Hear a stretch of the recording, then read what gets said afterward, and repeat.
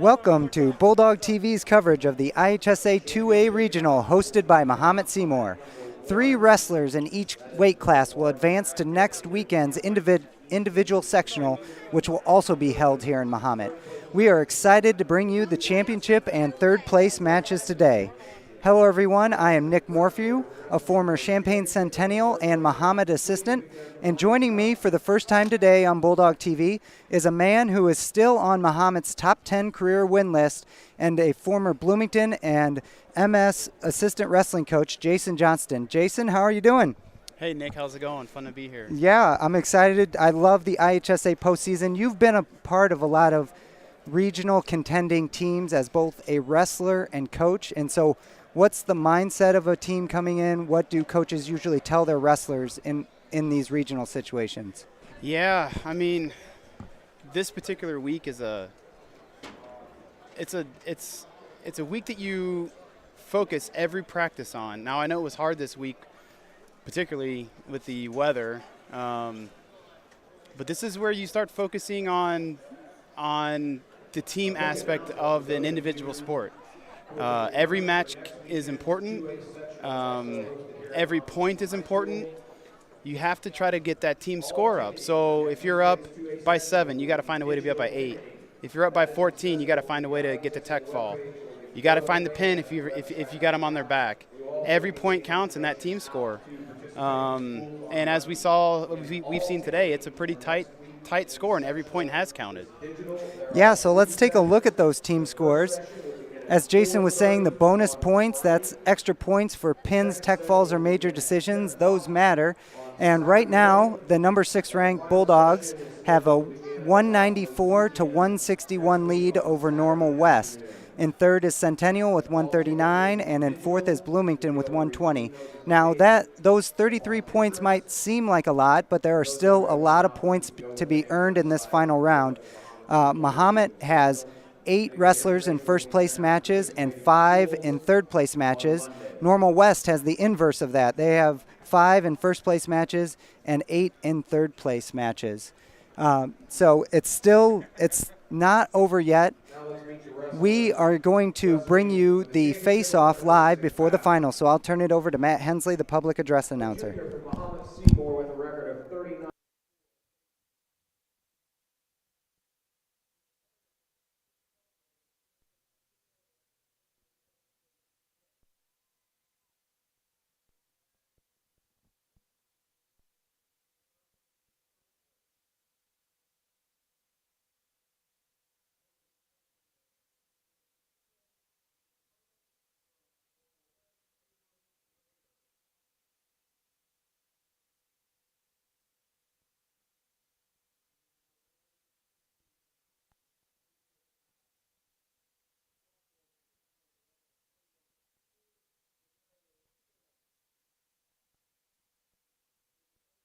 Normal West with a record of 17-6, Matt Bicknell. And wrestling for third place on mat number 2 from Champaign Centennial, Daryl Duggar, and his opponent from Bloomington High School, Javier Enrique Lynn.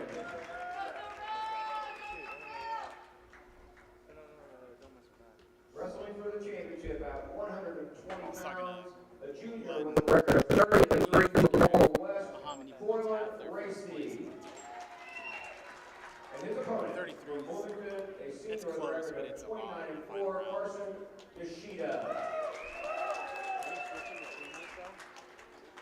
And wrestling for third place from Mahomet Seymour High School, Camden Heinold, and his opponent from Urbana, Yarnell Porter.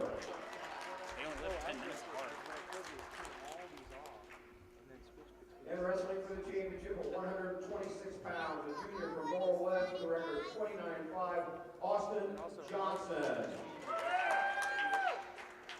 And his opponent, a freshman from Champaign Central High School, with a record of 28-9, Ronald Baker. And wrestling in third place on mat number 2 from Champaign Centennial, Trevor Schoonover. And his opponent from Mahomet Seymour, Reese Wilson.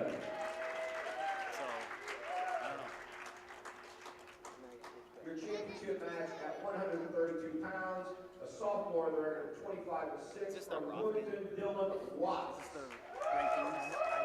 And his opponent from Mahomet Seymour High School, a sophomore with a record of 22-23, Gage Decker. And for third place, from Lincoln High School, Jake Lawrence, and his opponent from Normal West, Logan Alvarez.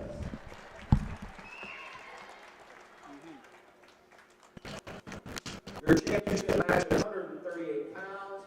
A sophomore with a record of 29-11 from Mahomet Seymour, Talon Pollack.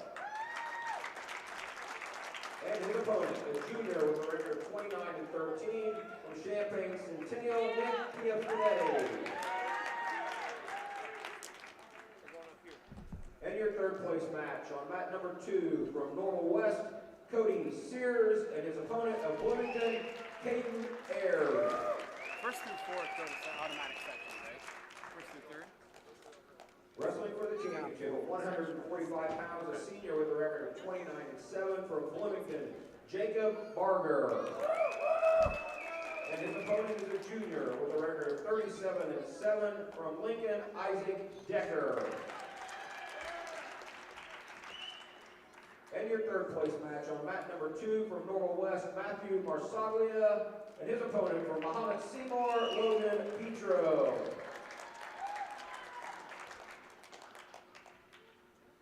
Wrestling for the championship at 152 pounds, a senior with a record of 38-8 from Mahomet Seymour, Braden Heinold.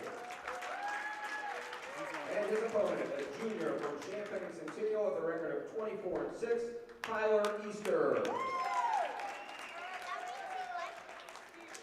And your third place match at 152 pounds from Normal West, Xavier Edwards, and his opponent from Lincoln, Colby Glenn.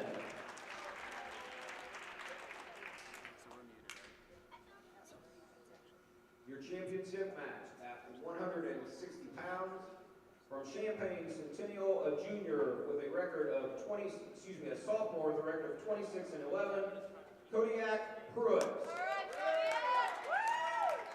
And his opponent is a senior from Mahomet Seymour with a record of 29-10, Jacob Dobbins.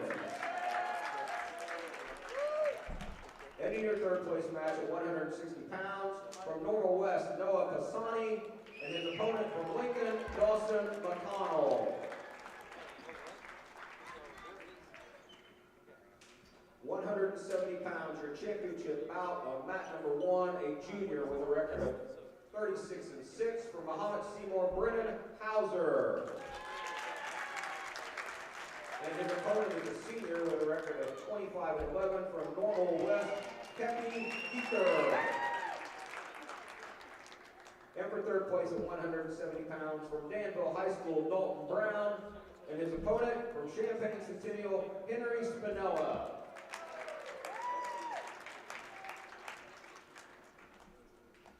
Your championship bout at 182 from Normal West, a senior with a record of 15-2, Brock Lienerman. And his opponent is a sophomore from Danville High School with a record of 22-4, Philip Shaw. And for third place at 182 pounds from Champaign Centennial, David Navarra. And his opponent from Mahomet Seymour, Stevie Poe.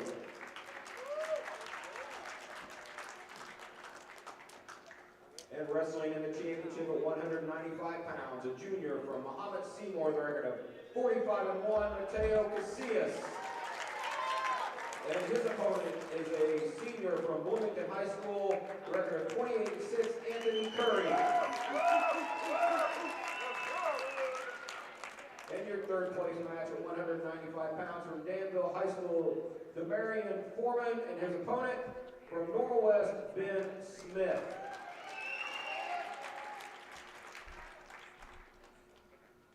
Wrestling at 220 pounds for the championship from Bloomington High School, a senior with a record of 28-2, Jack Welka. And his opponent from Champaign Centennial, a sophomore with a record of 32-1, Jack Barnhart. And And for third place at 220 pounds, from Mahomet Seymour High School, Colton Crowley. And his opponent of Urbana, Andre Hunt.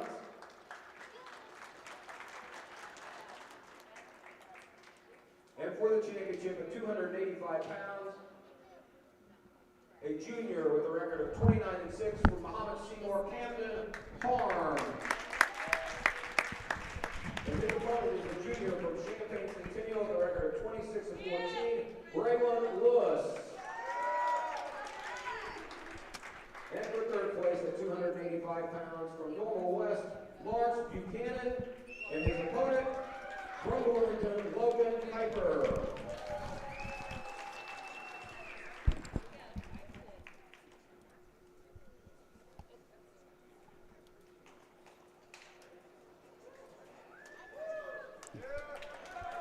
For the match, please.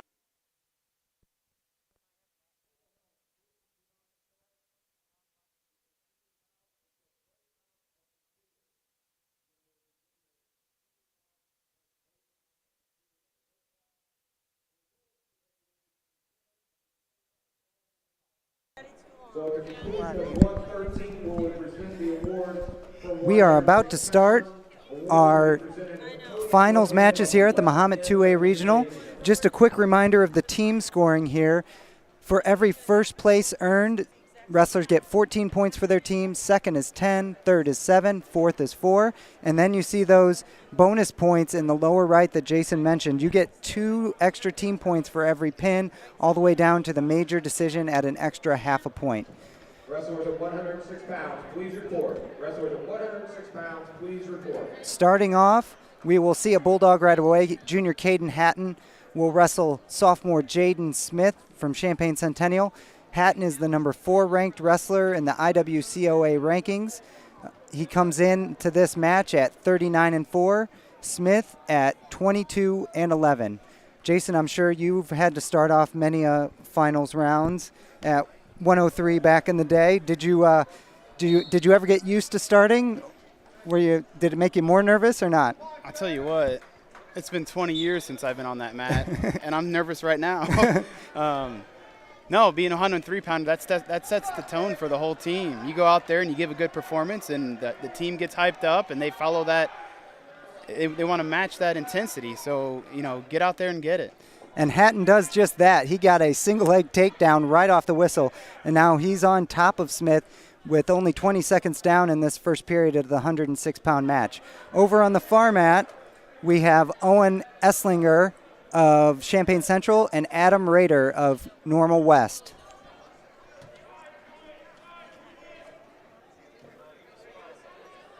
Hatton just riding right now. Looks like he's got good wrist control. Yeah, he's throwing that leg in there, staying tight, looking for a turn. Maybe trying to run a power half here. Hatton has gotten more physical as the years have gone on. He's always been good with these legs in, though. I think he's taller than us at 106. Yeah.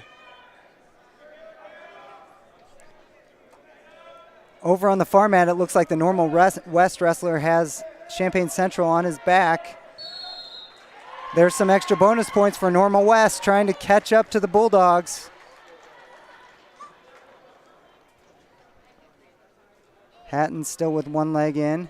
Yeah, he's still looking for that turn. He's trying to put the head down, get some pressure on the head, maybe looking for a power half, but he's got to get those hips on top. You're saying his hips are too far towards the shoulders. Yeah, he needs to get those hips up here, get him on top, really stretch him out. There he goes. Now the hips are on top, looking for the fall. 15 seconds left in the first period of the 106-pound championship match.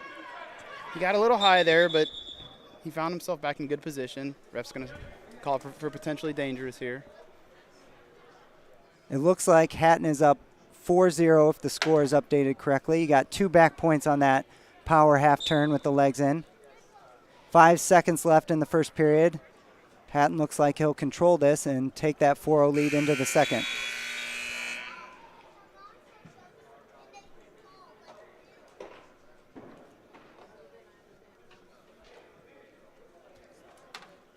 Looks like, did Hatton choose? Yep, Hatton chose neutral Okay. there.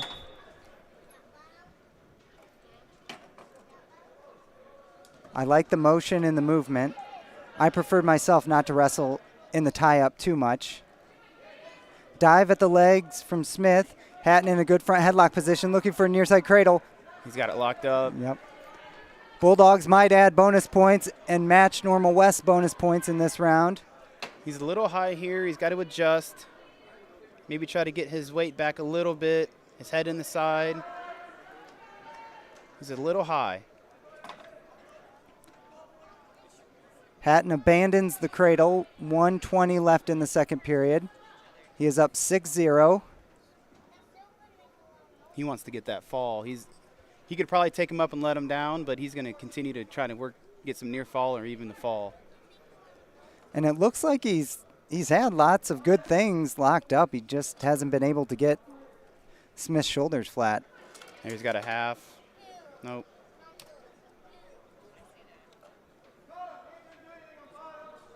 Yeah, those guys with those long limbs for their weight class, they can get that Mills half off to the side, really punish people. They can, and if they can get the leg in at the same time, that really stretch people out.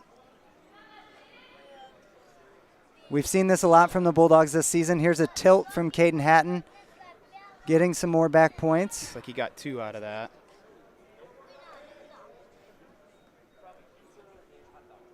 You saw Hatton there pause. That's the position you want to be in, with your chest up and hips completely down, pressuring on your opponent.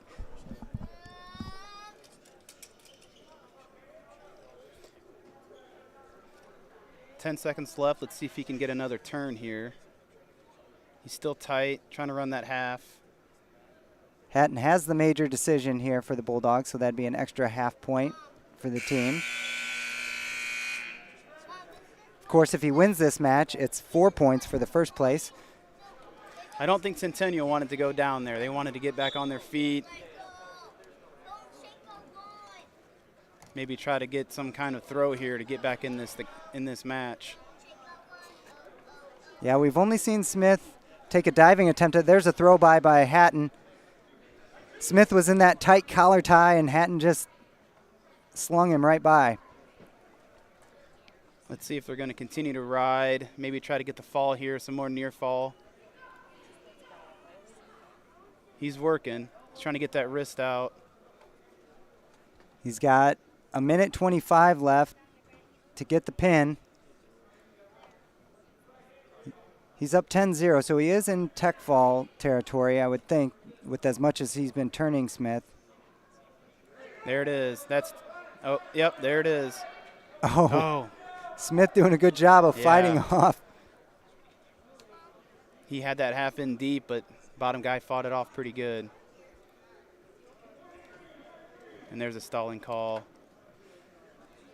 Yeah, you're in a tough spot here on bottom. You don't want to get turned, but if you can't clam up either. Yeah. And oh. There's the call. Wow, there's the bonus points for the Bulldogs with 49 seconds left in the third period. Hatton will add 6 points to the team score. Big bonus points for the Bulldogs there to increase their lead over Normal West. Yep. After that round, Bulldogs are now at 200 points, Normal West at 169. All right, at 113. We'll see what our matchup is here. We have Cordero Sims, a 21-2 sophomore from Urbana, against Matt Bickwell, a 17-6 senior from Normal West. Sims is actually ranked 10th in the IWCOA rankings. Bicknell, honorable mention.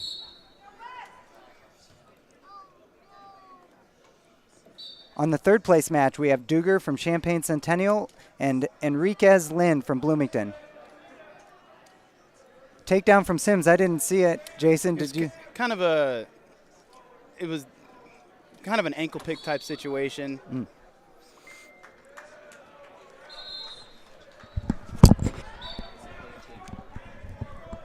They go out of bounds. 1:37 left in the first period. I like those Tiger singlets. That's kind of old school look. Yeah. Yeah, my family wrestled at Urbana High School, and it's kind of the old school logo that I grew up seeing my dad wear. Yeah, that's pretty awesome. Actually, their singlets in the earlier round were very new. They were very bright orange. I thought those were kind of cool too. Nice. So a reversal for Bicknell, and he's got that Mills half. He does. Now he's trying to surfboard it. He didn't really have a tight waist or a wrist to surfboard it there. 1:08 left in the first period, tied 2-2. Oh. Sims with the reversal and might have fallen into a near side cradle, or we're in a, maybe no reversal yet. No reversal yet. He's kind of in a scramble situation here. If he gets his hips on top, he'll get the reversal. Yep, ref gave it to him. 4-2, 45 seconds left. So we got 1 takedown and 2 reversals this match. A lot of action already.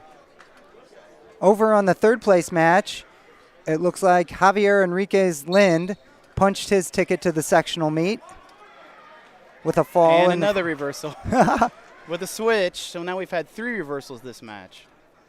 4-4 with 30 seconds left. We haven't really seen Bicknell on top too much.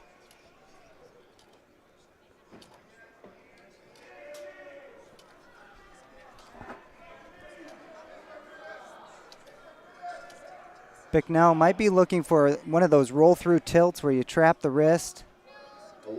He's got his head buried in the stomach. Not sure what he's... There it is. There's the roll-through. Oh, good job by Urbana to stop that. Yeah, he just flattened out his body. Mm-hmm. That will end the first period with a tie. I think we're in for an exciting match here. 8 points. So. 8 points. I think so.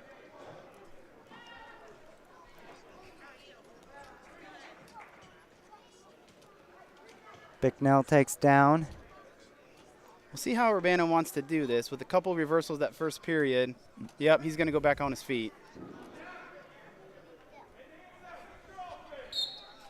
So we got 1 escape for Normal West there.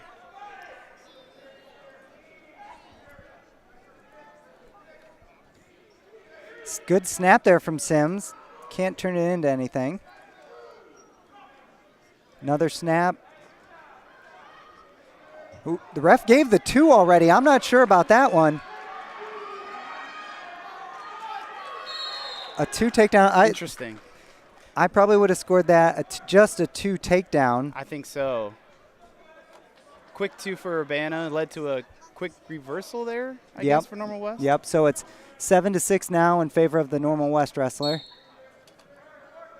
What Sims almost got that takedown, but he didn't bury his head behind the armpit on that front headlock, and that gave Bicknell a little space to get that quick reversal. Bicknell's in pretty good position here. He's got him flat on his stomach. He's got the wrist. He's got the chicken wing. He's going to be looking for a turn now. 1:15 left in the second period.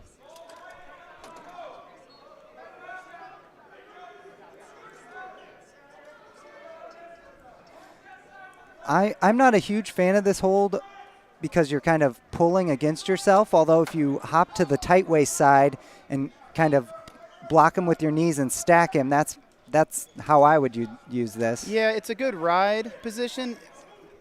Not really working for much of a turn there, though.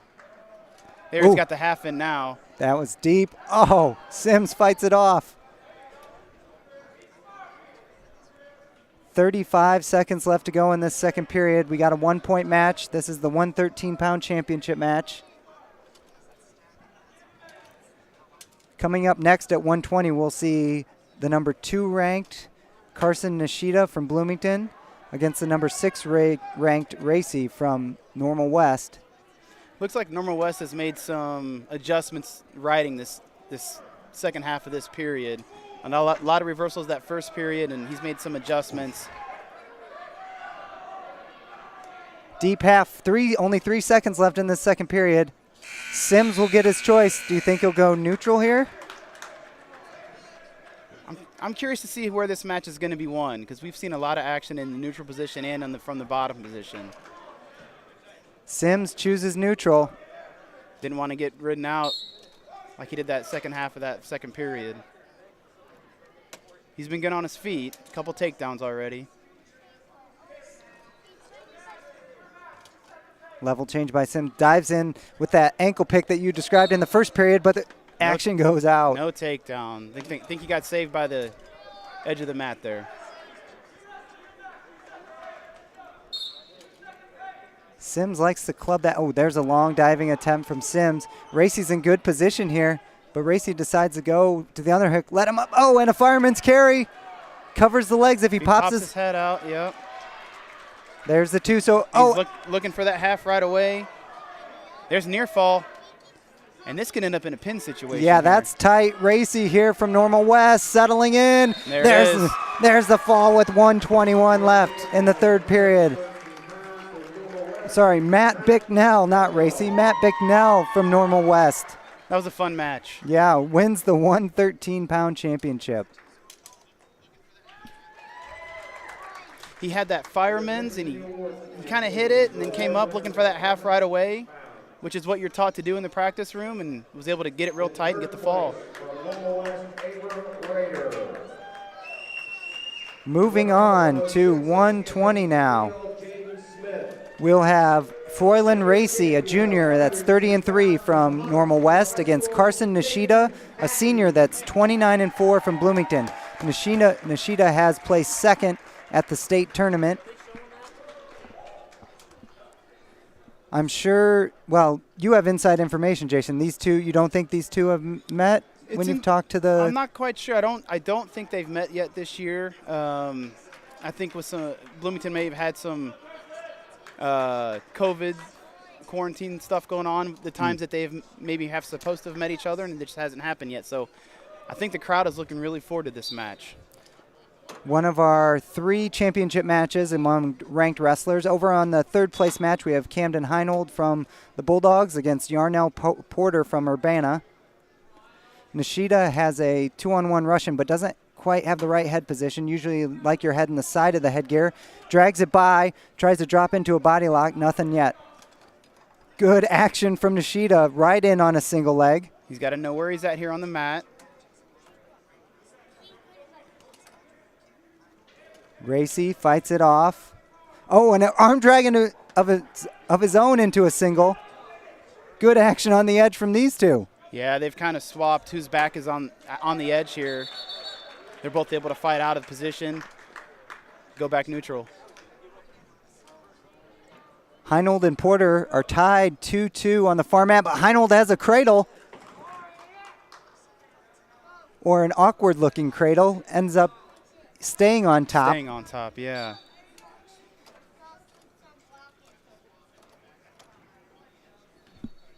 Racy with the collar tie. So right now they're just kind of fighting for inside position, hand fighting, trying to work their angles. Who can get off a shot here? Trying to move their opponent around. Oh, there's looked like a knee pick attempt and a reshot by Racy. You know you're watching 2 higher-level wrestlers when you see that shot, reshot, shot by Racy, spin around behind. He's got to get him to the mat for 2. No 2 yet. They're on the edge of the mat. He's got to keep him in and get him down. Oh, Nishida's no foot 2. Oh. No 2. He's able to scramble out of it. Yeah, Racy was able to get his hips away from Nishida as they were going down to the mat. That made all the difference. Good high-level wrestling on the edge of the mat. You know, I watched Penn State, Iowa, and watching Michael Kemmerer. Oh, man. That's what he can do. His hips, he'll have one cheek pinned to the mat, but he could get his hips and butt out from off the mat and on top of his opponent. Those guys are so hard to take down. It's unbelievable. So 14 seconds left in this first period. Lots of action. No points yet between Racy and Nishida. Both guys are taking shots. Lots of action. Still trying to find that inside position, circle around, and we'll end scoreless. Over on the third place match, Cam Heinold for the Bulldogs has a 4-2 lead as time is expiring in that first period.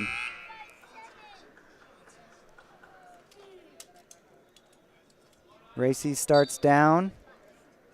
Kind of a sag chop from Nishida, but Racy gets to his feet. He's fighting for hand control. Nishida escorts him out of bounds. Getting to the feet is half the battle. Then you got to start looking for the hands, and Nishida was able to stay in good position. He was able to keep his hips close to Racy. Oh, a tilt, roll through. And that's going to be points. He's got 2. We just don't know how many yet. But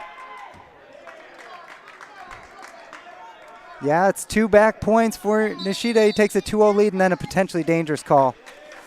You know, I've seen that a lot with the Bulldogs. They've got these tilts. Maybe Spencer Lee is bringing the tilts back to popularity. I would agree with that very much. You see a lot of these tilts at the high level, college level, and it's working its way down to the high school level. He's trying to get another one right now. He's got that 2-on-1. Yeah, Racy's battling for hand control there. He gets his hands out. Heinold keeps extending his lead. He's at 9-2 now on the third place match. Racy's able to get away. Finally found the hand control, was able to create the separation and get away. Nishida looks comfortable in that over collar tie. I was never comfortable in that outside tie-up position. Yeah, he's quick. So if there's a shot, he's able to. Oh. And he likes that drag by too. 2-1. Good action on the edge of the mat. 52 seconds left in the second period of our championship match at 120.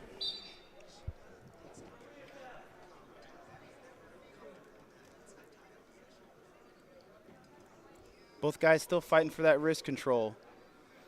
It's interesting that the way this match is going. When they're in the tie-up, when they're on their feet, it's kind of slow, and then there's a flurry of action as soon as someone pulls the trigger. Yeah, there's a lot of shot-reshot going on, and it makes for a lot of quick action, and a lot of times at the edge of the mat. So if you do find yourself in kind of a sticky position, you can get out of it. Level change by Racy. Fought off by Nishida. Another shot by Racy. 15 seconds left here on their feet. Another shot. Another dive in. Less than 10 now. Another shot.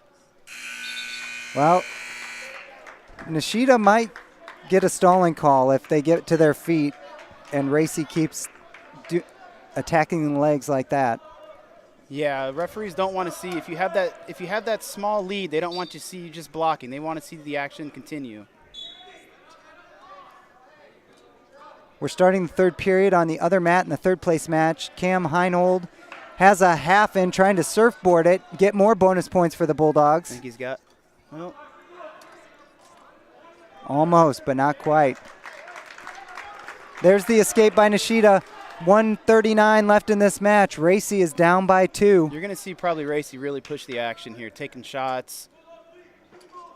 He's down to takedown. He's got to get something to tie it up here. No stalling call yet on Nishida. We saw Racy take 3 or 4 shots at the end of that second period. Not saying they were the best of shots, but they were at least shots.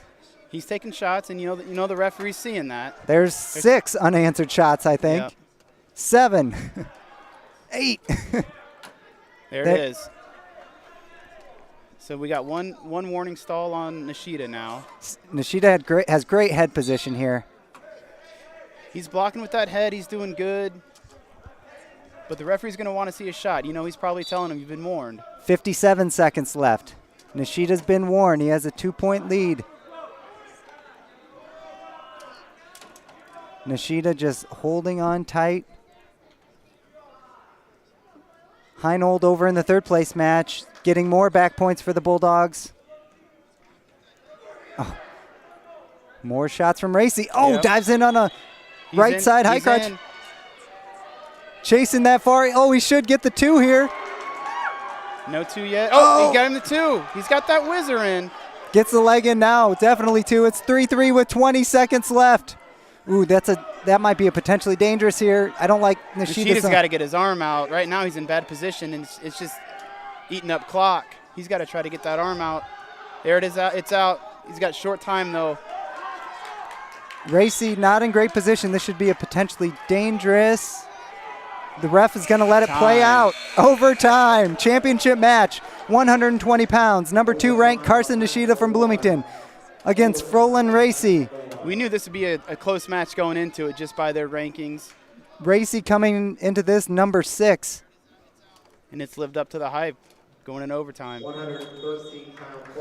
Over on the far mat, freshman Camden Heinold punches his ticket to sectionals with a tech fall victory. Great job by a freshman at a tough weight. Congratulations to Camden. So the Bulldogs, they already had 8 guaranteed sectional qualifiers. Camden makes it the first additional one, so now they have 9 kids that will wrestle in the home sectional. The Bulldogs are also hosting the dual team sectional, which they will be, looks like they will probably be participating in a few weeks. All right, here we go, overtime, 1 minute on the clock. First takedown wins. Racy and Nishida. They're kind of going back to that collar tie-up situations, fight for hand control. You're going to see some fake shots, really trying to set up. Ooh, Nishida with that single. We've only seen it in the first period. He gets it again, but he lets go and reaches for the head. He doesn't want to drop that foot. He's got it. There. Oh, Racy tries the leg pass under the legs. We've got a scramble situation here. Racy's holding onto that ankle, so Nishida can't hook a leg. They're in a scramble situation. Oh, Racy lets go. I thought that was a mistake. Nishida back in on the single. He's got the cradle locked up. He's got it, but nope, he lost it.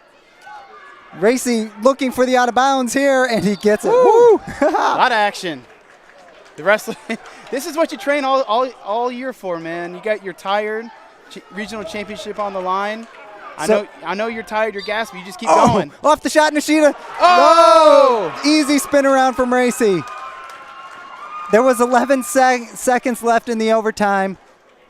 A minor upset if you look at the rankings. Froylan Racy from Normal West wins the championship. You know, with Nishida, he had that single leg in the air.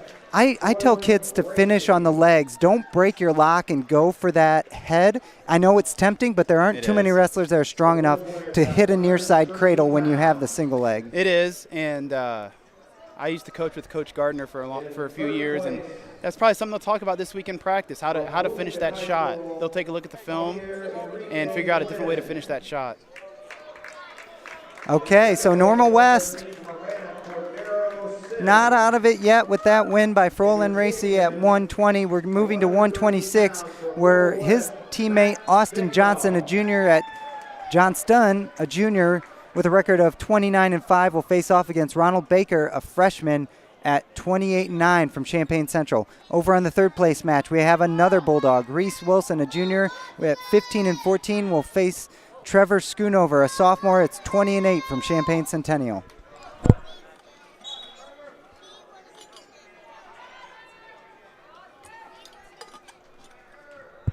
Wilson in on a high crotch, gets Schoonover down on the third. Oh no, Schoonover gets out and gets the takedown. 2-0 for the Centennial wrestler. Here on our championship match, looks like two strong athletes, Austin Johnston from Normal West and Ronald Baker from Central. I think is this our first Champaign Central kid we've seen in the finals? I believe it is. Yeah, I think so.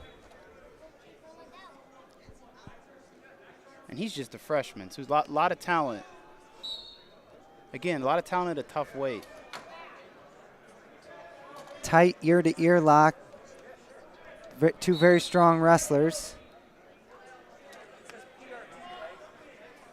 Johnston with a good front headlock, but that out-of-bounds line is probably going to keep him from scoring points here.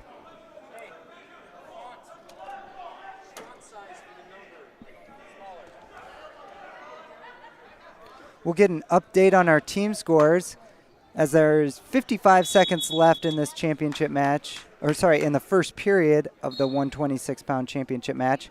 Mahomet is now at 204.5. Normal West is at 179.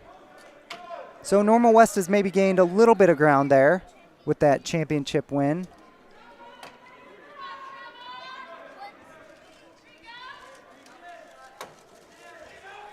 Here's a nice shot attempt by Baker. So this is smart. Johnston is keeping that ankle because if Baker could hook that single leg with that ankle, he would have an easy takedown. Yeah, referee may end up calling a stalemate here if we don't see any improvement. Kind of right now, everybody's kind of staying tight, and there it is. 16 seconds left in the first period of this championship match. 0-0 score.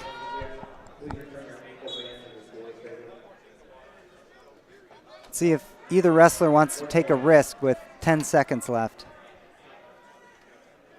Ooh, there was a shot attempt. Baker, good front headlock, buries the head. Good job, Johnson. He might try to shuck it, or is he going to continue in time? no real danger taking a shot at the end of the end of the period. Maybe not the shot he wanted, but those kind of things stick in the referee's mind. Baker will take down, hoping to get the first points, which could influence overtime later on.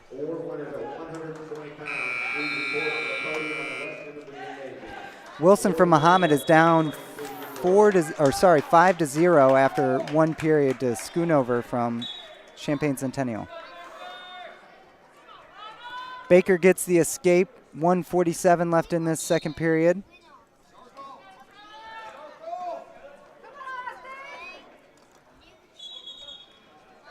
We have a referee stoppage for an eye poke, inadvertent eye poke. Both wrestlers were pretty tight in that tie-up. We saw some heavy hands from Johnston there. Yeah, I think they're still trying to work for angles, fight for hand control, fight for inside position. They're kind of both looking for their shot here. Just hasn't come for either wrestler yet. Johnston is honorable mention in the IWCOA rankings. Oh, it looks like Centennial, Schoonover from Centennial, will be a sectional qualifier after pinning Wilson from Mahomet. Just the second Mahomet wrestler that's been eliminated in this tournament. The Bulldogs put 8 in the championship matches and 5 going for third and fourth.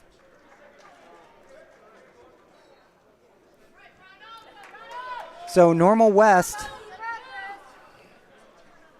will gain some ground here on the Bulldogs if Johnston can win. Now, Normal West, there's a nice shot. Kind of the same situation as we saw earlier that led to a stalemate. We got a nice inside shot, but Baker has that ankle pinched. Got the ankle. Oh, he worked out of the ankle. He's trying to turn. Baker needs to put Johnston's hip on the mat.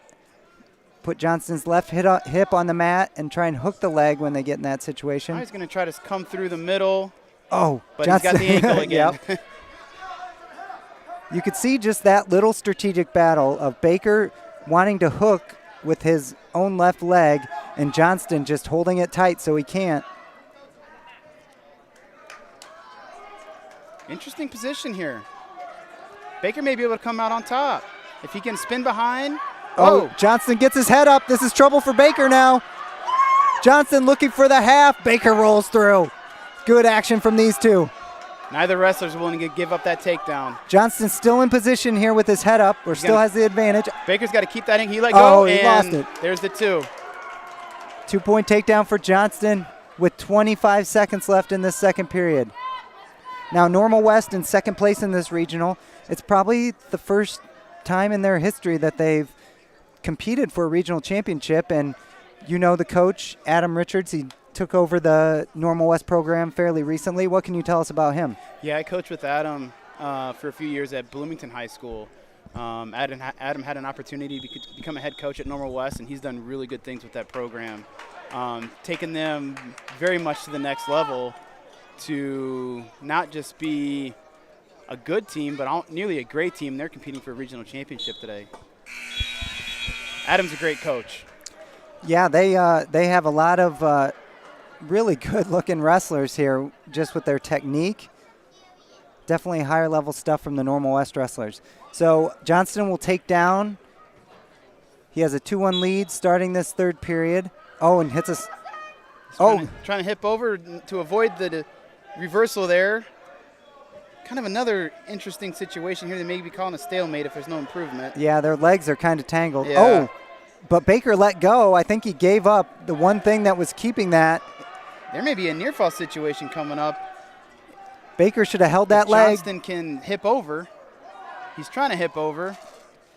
Man, He's trying to step over the head for the near fall and didn't quite get it. Oh, there's the 2-point reversal. Johnston's up 4-1 now. 1:26 left in this match.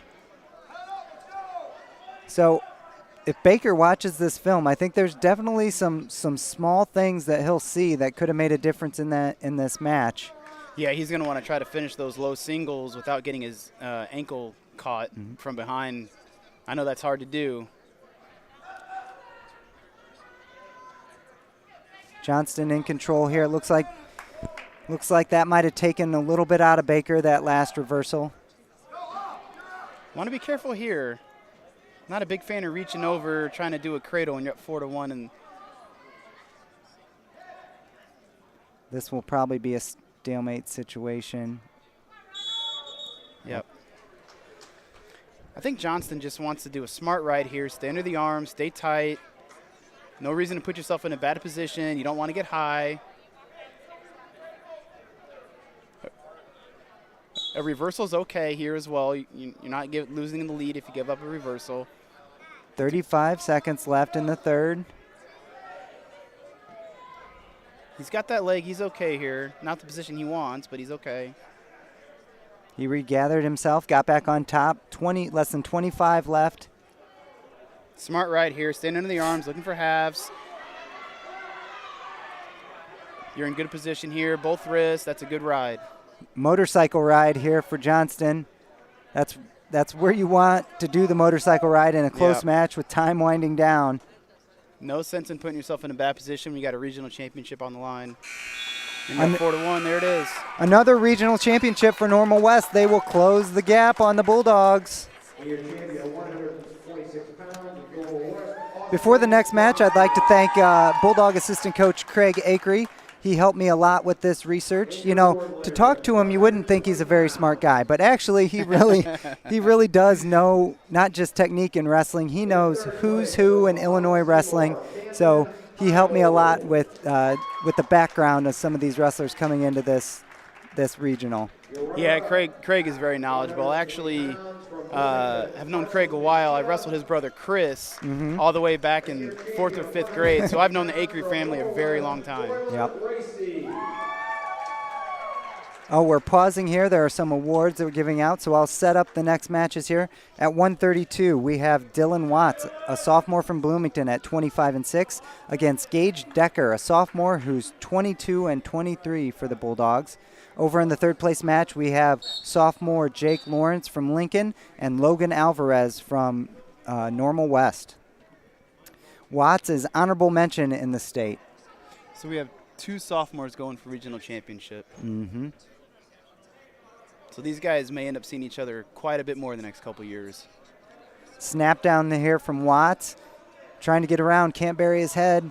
Decker's able to face. Decker keyed that elbow to prevent the go behind.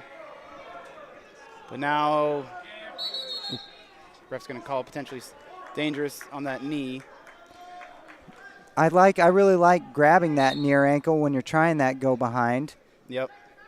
Just you got to think that you can't pull it out too far or you'll give up a great position to potentially dangerous.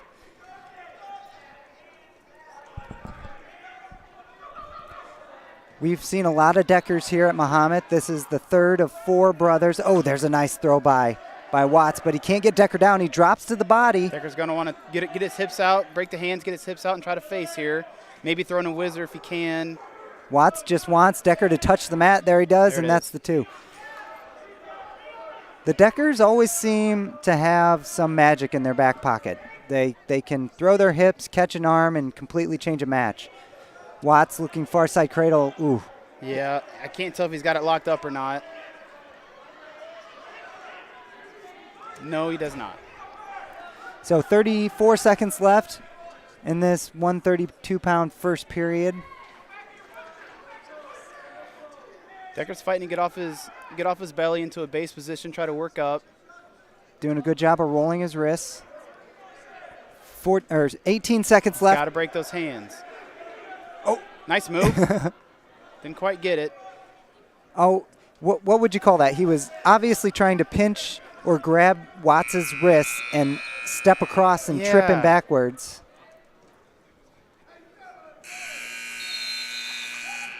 .20 Watts at the end of 1. Yeah, it's almost like a judo move of some sort. Yeah. That's the unorthodoxy of the Decker wrestling sometimes. Unorthodox can work, man. Unorthodox people are hard to train for.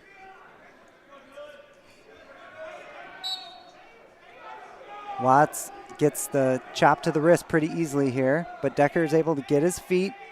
Ooh, Watts trying to sag to a tilt. Yeah, Watts has that 2-on-1 pretty tight. There's Decker's able to break it. He's got to get his hands out front, though. He can't have his hands underneath. He's got to get his hands out front. Oh, Watts just kept at it and gets Decker on his back. There's 1:32 left in this second period. Ooh, good bridge by Decker. He might get to his belly. And that's all heart. That he was in deep, but that's all heart getting off your back there. Decker's got to get his head up a little bit more. That's how Watts got that half in. He had his head on the mat, and Watts was able to stick in a deep half. He's got to get that head up. You got to break that 2-on-1 grip. Yep, he's got to peel off the hand on his wrist and then roll the wrist, get his head up. There, he's got the wrist broke. Now he's got to get his head up. Watts is a little high here. Able to get back. It's 5-0 Watts with 45 seconds left to go in this second period. Over on the far mat, Lawrence from Lincoln has a 3-0 lead on Alvarez from Normal West. Sorry, 5-0.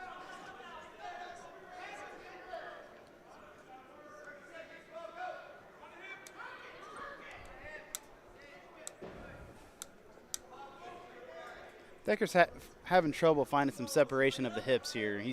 Watts is doing a really good job staying tight, breaking him down. There, he's got to get his hips out and get the hand control. He's trying. Oh! Watts drops down to the legs, very smartly drops down to the legs there.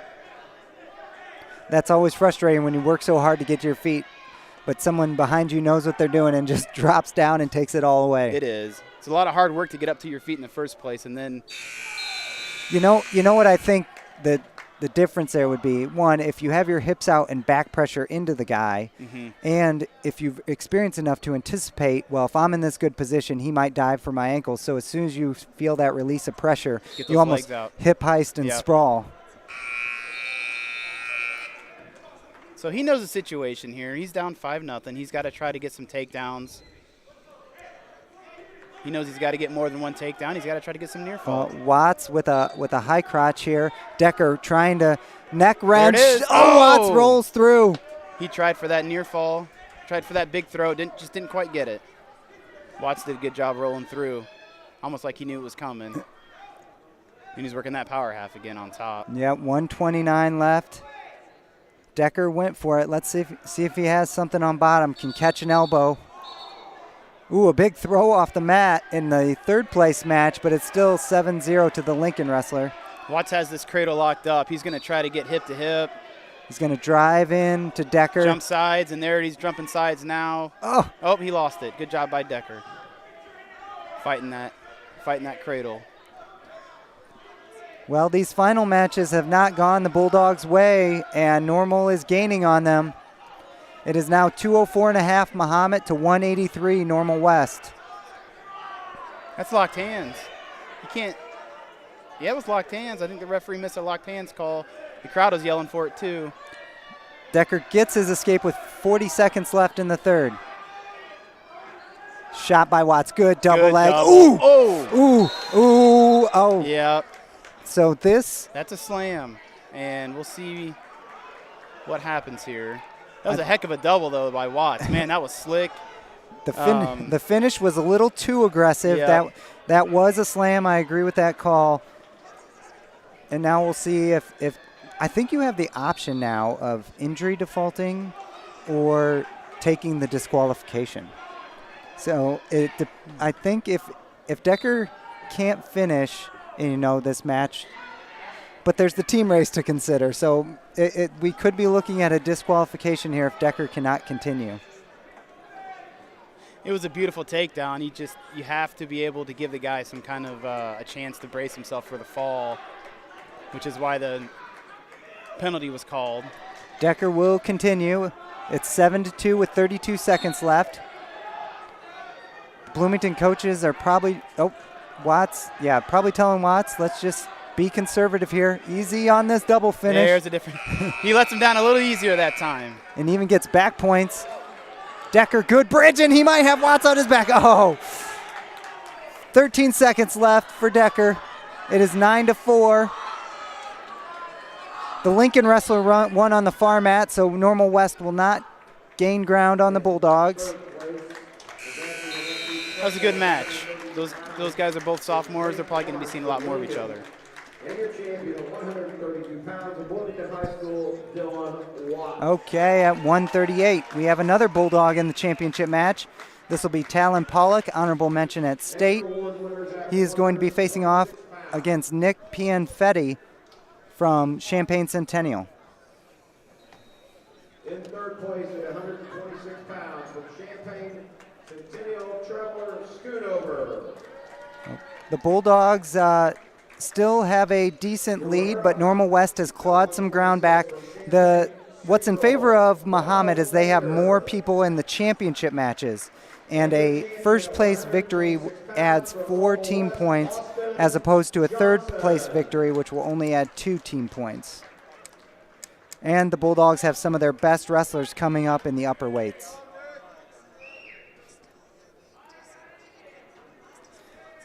Talon Pollock from Mahomet is a sophomore at 29 and 11. Pianfetti from Champaign Nice Centennial slide by there. He's got his leg, and that should be 2. There it is. Is a junior at 29 and 13. Yeah, Talon likes the upper body stuff, does a lot of Greco. That's his preferred style. He likes going after that leg on top, too. He's got the leg in. He's got it tight. He's going to be looking for a pin. Talon does like to do some risky moves. He's trying to go for that far side cradle here. Yep.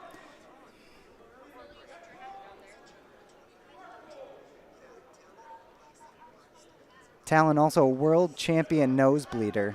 I'm sure we'll have to go to commercial. Perfect time to thank our sponsors here in this There 130. it is. Oh! Oh, did he get any near fall out of that? No near fall. Ron Coit right on top of that. He's looking to punish on top. He's not satisfied with just riding. He's looking for a turn.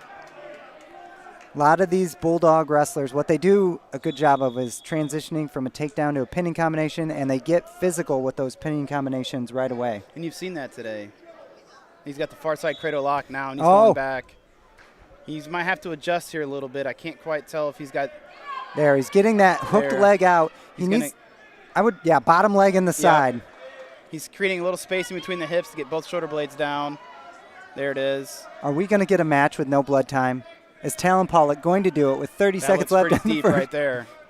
He's got that leg locked on the far side. Oh. Yep, he's going back again. He's just readjusting a little bit. They're on the edge of the mat, though. Well, came back on the mat a little bit. 15 seconds here. So Talon is going to be adding some back points here. Has a good start to this match. Over on the far mat, looks like Normal West is up 2-0, trying to catch the Bulldogs. First period will end. Pollock might have already had a pre-stuffed nose. I think you're right. I think he did. And it didn't matter because they're going to attend to it anyway. All right, so we wrestled 2 minutes. Blood is probably soaking through his nose plugs. I think we will see the classic Chris Santarelli maybe face mummy nose wrap coming up here this match. Normal West up 4-1 on the far match. That is Sears from Normal West.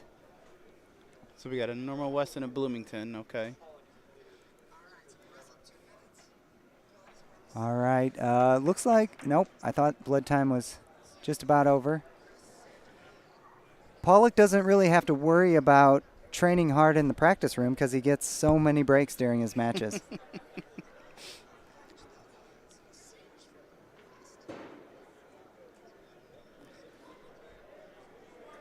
All right, quick blood time.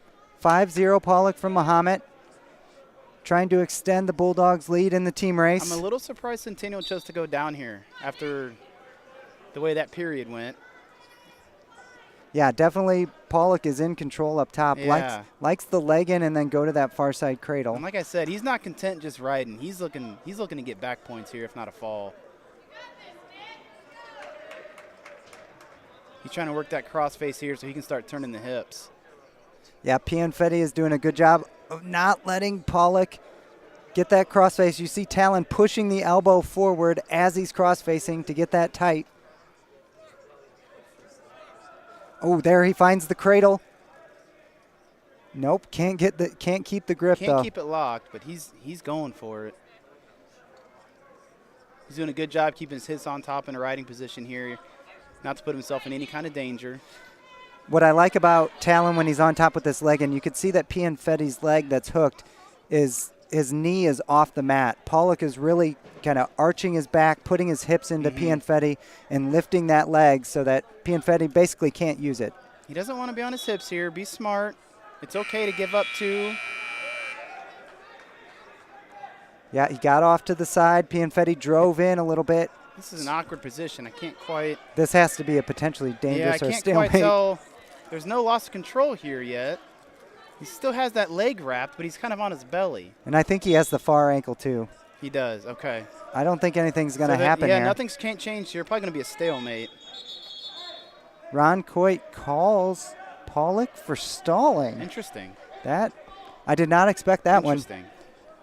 20 seconds left in the second period.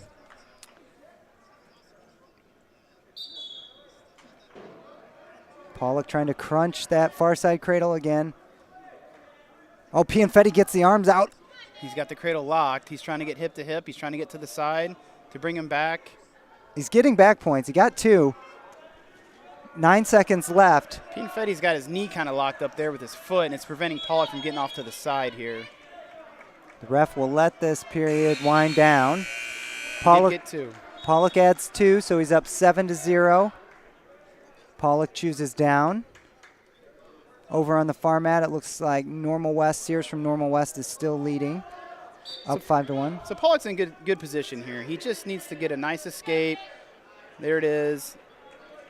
Don't need to take too many chances here. You're up 8-0. Will we see a shot from Pollock?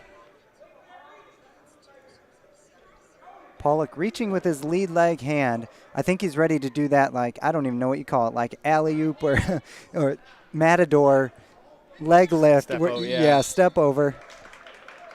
Oh, a stalling call on Pollock. Pianfetti gets the point. 8-1 now. Shot by Pianfetti. The referee really wants to see Pollock take some shots here. There's a shot. Straight on double. Not the best, but it might keep the ref off his back. He's got to key that elbow here. Don't let him spin behind. He's got that elbow keyed. He's got to keep trying to face. Oh, he hooked his ankle. That should be 2, I believe. Oh, Pollock giving up some points. It was 8-0. All of a sudden, it's 8-3. They got an escape. Now it's 9-3. Pollock down to a knee. This could be another stalling call if he stays down there, but There's he takes a the good single shot. Pollock can come to his feet. He wants to finish on the mat. Shin whizzer here by Pianfetti. Pianfetti is turning the correct way to try and grab over top and grab the hip. Oh, but falls off. Pollock keeps his balance. Leg. It looks like that could be 2 here. Should be 2. He's behind the arms. Unless Pianfetti has that ankle. That's what's keeping the referee from giving 2. I would think that But this man, would still be 2. Yeah. If he can get that right There. leg hooked in, there's 2. 32 seconds left. 11-3 Pollock, so he has the major. You got to be a smart ride here. You've already been hit for stalling twice. You don't want to stall just because you're on top here. 20 seconds left. Pollock really needs to get behind the arms, then he won't fall off the top, but it's a little late from that. Yeah, he's got to Pianfetti. try to keep his head in between his legs. If that head pops out, that's 2. Their head popped out, there's your 2. So Pollock will not get the major, but he will win a regional championship for the Bulldogs. They will extend their lead over Normal West, irregardless of what happens on the third place match. 138 pounds from Mahomet Seymour, Pollock. Pollock adds a few more points to the Bulldogs' score, and it is now 208.5 for the Bulldogs, and probably, score's not updated, but around 185, 186 for Normal West. Still a lot of wrestling to happen. Normal West can gain some ground. Like we mentioned, the Bulldogs have the advantage because they have more people in the first place match. The Bulldogs' next wrestler will be Logan Petro, going for third at 145. The senior who's qualified for sectionals a few times in his career. Pretty much wrestled 138, 145 for about 3 years for the Bulldogs. Over on our third place mat, Sears from West has a 9-1 lead over Ayers from Bloomington. We're just entering the third period in that match. Yeah, there must have been some injury time or something over there. You see the 2 referees on that third place match. That's because only the winner advances to the sectional. There's a shot by Sears and gets a takedown. And so they put 2 referees on there just to make sure they have all their bases covered. We have no instant replay, thank God, in high school, so we're relying on the 2 referee system. You know, when I watch college, Jason, I really dislike the instant replay. I think, wrestling is supposed to be about stamina. It's supposed to be about 6 minutes, 7 minutes of straight wrestling in college, and I think that those instant replays or the reviews take up way too much time, give wrestlers too much rest. I couldn't agree more. As a fan of the sport, whether it's in person or on TV, those timeouts, sometimes they take 10, 15 minutes, and it really takes away from the match. It takes away from any momentum in the match. I'm not a fan either. Mistakes are going to happen. Referees are people. I'm willing to live with that. I am too. Yep. And, I watch a lot of different sports, and I see it in a lot of sports. You might see a touchdown in football, but you can't celebrate because, no, we got to wait to review it. From an entertainment perspective, instant replay kind of ruins it for me sometimes. I agree.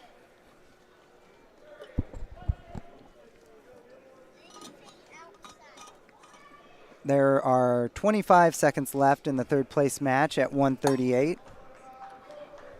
Man, I wasn't even thinking. These two wrestlers in our third place match are 138. They seem really, really tall.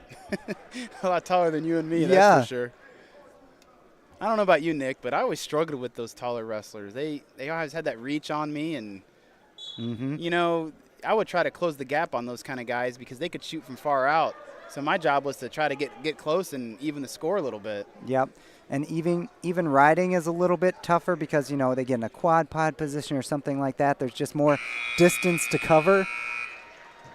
But, one thing that I have noticed about our Bulldog team, you wouldn't guess it from our kids club wrestling team that you and I coach, but our Bulldog wrestlers in general are very tall and lanky for their weights.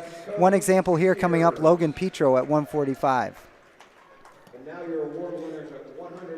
So while we have a little bit of a break here, I'd like to thank some of the people who make this Bulldog broadcast possible. First of all, Simon Anderson, who is the Bulldog TV faculty sponsor, works hard to get all these sports broadcasts up. Ryan Ziegler is our producer today. He is a junior, right? Junior. He definitely knows his stuff, one of the most experienced kids in the Bulldog TV program. We also have Tyler Mackey, Brandon Rohde, and Madeline Almerode helping us on cameras and keeping score and everything like that. So thank you to all our student and faculty helpers today. Yes, thank you. All right, we are kicking off the 145-pound matches. Here in the championship match, we have Jacob Barger, a senior at 29-7 from Bloomington, against Isaac Decker, a junior at 37-7 from Lincoln. Both of these wrestlers are honorable mention in the IWCOA rankings. Ooh, we have a good match, a head-to-head. Normal West against Mahomet going for the third place match. These are going to be big team points on the line. Logan Petro, the senior from Mahomet, against Matthew Marsaglia from Normal West. Yeah, Marsaglia. Marsaglia. I had my emphasis on the wrong syllable.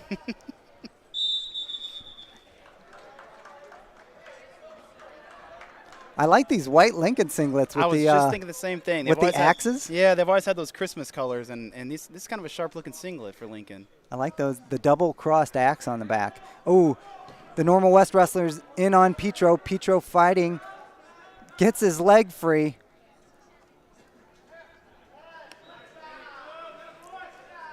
Takedown from Bloomington. I didn't see the takedown exactly, but there are 50 seconds left in this championship first period. Petro, the senior, trying to keep his senior season alive in that third place bout for the Bulldogs. He does like that overhook position. Yeah, I'm curious to see how he's going to try to use that there. Oh. He's not afraid I don't know if I'd call them throws. He does more of trips from those overhook positions.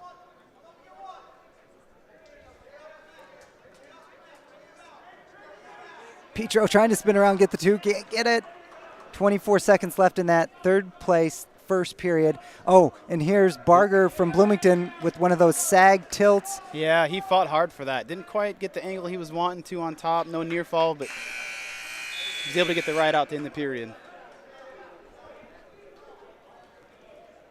Petro in on a late shot. He's got 3 seconds to hook the leg. If he turns his chest. I think that should be 2. Ledden wants the 2. He hooked the leg. Oh, both refs say no. I think 2. if Petro maybe would have turned his chest and put it on top, maybe he would have got the 2 then, but yeah. Yeah. He was in a good position with the leg hooked. With 2 more seconds, he definitely would have had that takedown.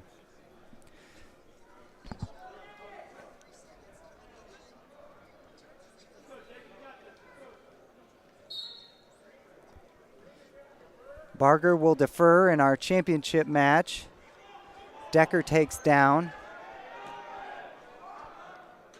Petro started.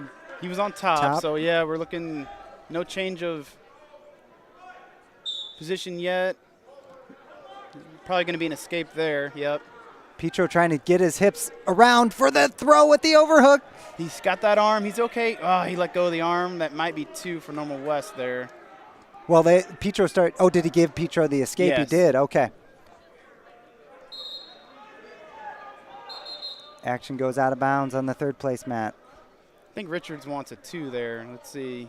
Yep, Adam's going to go talk to the referee about that. Barger with a good ride here in the championship match. Decker started down. Oh, Decker tries to hit a hard switch, but leaves his arm behind. Barger's able to catch it. He's going for that roll again. Yep. Tell you what, if you're going to go for that roll, you got to be very comfortable going on your back there, and a lot of wrestlers don't feel comfortable. The ones that are experienced feel more comfortable to try that move. And you have to commit. You have to hit it hard. You cannot hit that half-hearted. So the Bulldogs are trying to win their 8th straight regional title. It was pretty dramatic in 2020, the last time we saw an IHSA regional. They beat Bloomington by just a couple of points. Well, I should take that back. Bloomington had a wrestler disqualified, but even if you added in his points, the Bulldogs still would have won, but it was tight for a long time.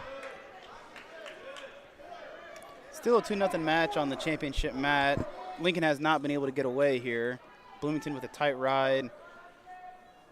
I don't believe he's been one for stalling. He's still working on top pretty good. Yep. I personally was a master of the out to the side spiral ride, not get called for stalling. Hey. The collar ride and the spiral. Absolutely. I like to try to get that wrist behind the back and just work back 20 years ago when I was in high school. As long as you're working on that wrist. Ooh, good duck under by Petro. Oh. And here's the near fall. No, Logan Petro's put to his back by the Normal West wrestler. This will affect the team score, especially if it's a fall. Normal West will gain 3 points on the ball. Oh, Logan Petro, the senior. Well, his season is not over. The Bulldogs still have a chance to win, well, a very good chance to win the regional. There will be the team dual sectional the Tuesday after state, and hopefully a team state tournament. In fact, Jason, you were on the last Bulldog team to bring home a state trophy, right? No, so my senior year we took 3rd in state, and then the following year, which would have been my freshman year in college, they actually took 4th in state. Okay. And I believe that was the last team to bring home a team state trophy. The Bulldogs under Ledden have made the team state tournament 3 times. Oh, there's a nice little Granby roll there. Yep, by Barger to go up 3-0. So he's trying to work a front headlock. I don't love the position here. Nice drag by Decker. Oh, and a lat throw found by Barger. Wow, how did he throw that underhook in there? That was some quick reflexes by Barger. I don't know how he caught that. I guess that's probably the off-season Greco and freestyle that Bloomington does so much. Bloomington does a lot of that, yep. Man, that was quick. There are a lot of upper body. 1:17 left in this He's in third good position period. for a fall now, too. Yep. Decker has a great bridge, though. This is a good fight. He's got to try to lift that head up, which is what he's doing now. He's trying to lift that head up so we can get those shoulder blades down, but Decker's fighting. And he just came Decker over hops the his top. hips over. Tries to catch the elbow. Doesn't get the escape. 54 seconds, and Decker looks like he's just looking for a stalemate. Barger's smart just to hold on here. Now potentially dangerous. As I was saying, the Bulldogs have gone to team state 3 times under Coach Ledden. The 2009 team, the 2017 team, and the 2020 team. I've been affiliated with the program for about 5 years, and I think every year it seems like each team is just a little bit better. I think if they didn't make it, good hard, wow. Yeah. Hard crossface, a little too hard. A little too good. Yeah. Well, let's get the championship today, and then this might be a good chance for the Bulldogs to bring home a trophy this year, right? Yeah, they have a lot of really good wrestlers, but there are some very good teams in 2A. 27 seconds left. This is the 145-pound championship match. Barger from Bloomington has an 8-1 lead. Is that the Nick Morphew Power Ride? Stay on top. There you go. Yeah. Keep the pressure up on the shoulders. Yep. Finds a. He almost. Interesting. Yeah, he's got a 8-1 lead, and he's going for suicide. Yeah. Wow. Bold move there from Barger. Not sure I would have done it, but it's working out for him. Almost got the fall. Locking it up is one thing, but suiciding instead of bumping hip to hip into the guy, that's a whole nother strategy. When you got a lead late in the match like that, a lot of people won't take that chance. He did, and almost worked out for him with the pin. All right, we will see the Bulldogs back on the championship match. This should be a good one. We have Braden Heinold from Mahomet, currently ranked 10th in the rankings, against TJ Easter from Centennial. Now, Easter's honorable mention, but don't let that fool you. These are very close matches between these two. Stylistically, they just match up right. Where Braden might have the advantage is on top. Braden can get that wing and a wrist on just about anyone. He has good tilts, but I think we're in for a very tight championship match here. Do you know, have they met this season? They met at the Marty Williams. I think it was one. I think both matches have been 1 or 2 points by Braden. I think they met in a duel and at the Marty Williams invite. Ooh, Normal West charging hard. It is 208.5 for the Bulldogs, 192 for Normal West. These are big matches remaining the rest of this tournament. A lot of times when you have a couple wrestlers who face each other a few times throughout the season, they're kind of feel each other out here. I guarantee they've watched film on each other here. It'll be interesting to see if Easter takes down. Heinold, good shot by Easter there. It's a good takedown. Yep. Easter also gets the leg in. Heinold pressuring in, might give up the cradle if he does that. Heinold's able to slip out and face a little bit. Easter drives him off. Ooh. Good, powerful lift from Easter. Easter looks fired up. 1:11 left in this championship match. I think Heinold's going to be happy to get a fresh start here. Heinold's got that switch. There it is. Yep. Gets the one. I'd like to see Heinold motion. I think Heinold got caught flat-footed in that first takedown, and I guarantee he's not going to let that happen again. Got to stay on. There's nice shot. Reaches right over to the double. Yeah. Good low single there. Right into that chicken wing. This is trouble for Easter. Here's that chicken wing I was talking about. Heinold transitions to the reverse half. He at least got 2. Spin behind. There you go. Right back into that chicken wing, though. Braden is putting on the points on top. He's still got that chicken wing. I think he's got it pretty tight. He just has to adjust a little bit. There he's adjusting. Now he's flat. He was flat. Heinold looking for big points for the Bulldogs here with Normal West breathing down their neck. He's got to adjust. He's a little high up top.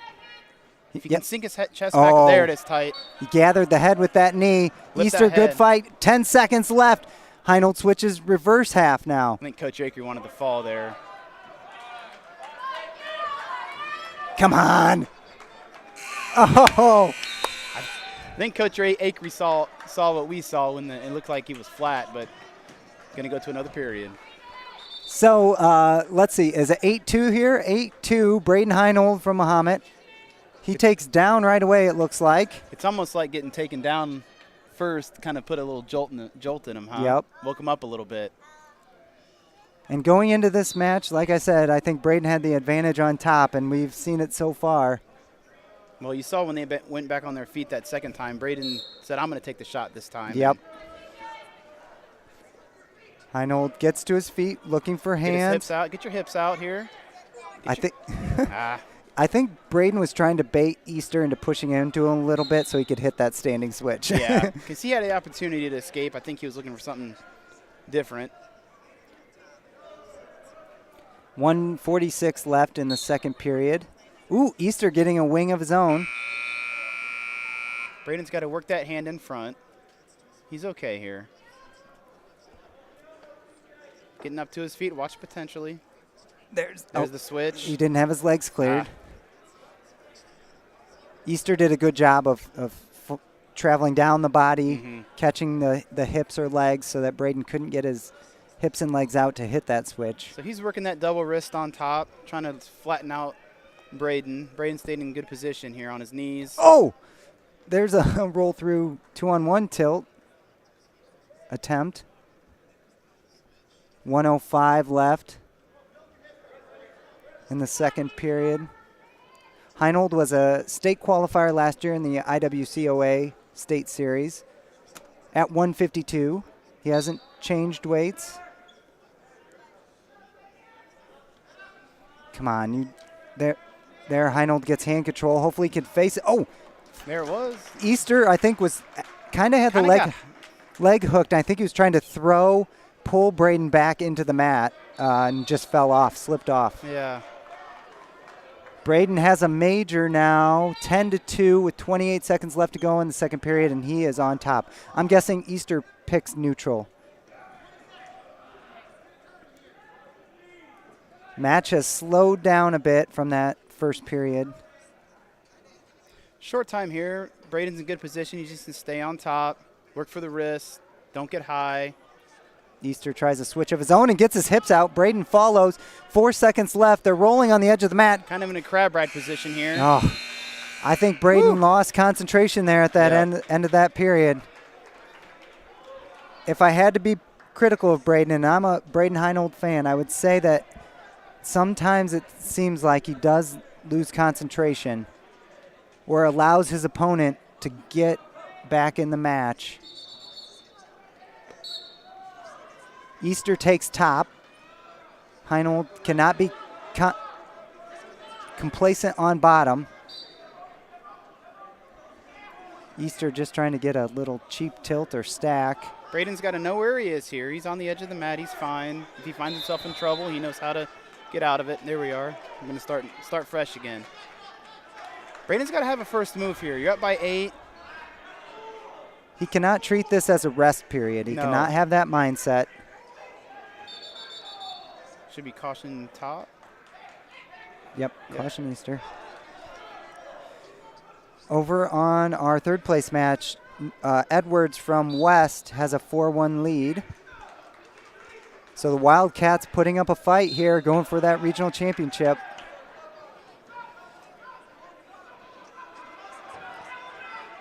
Here's what we cannot see from Braden. There could be some stalling calls coming his way. Yeah.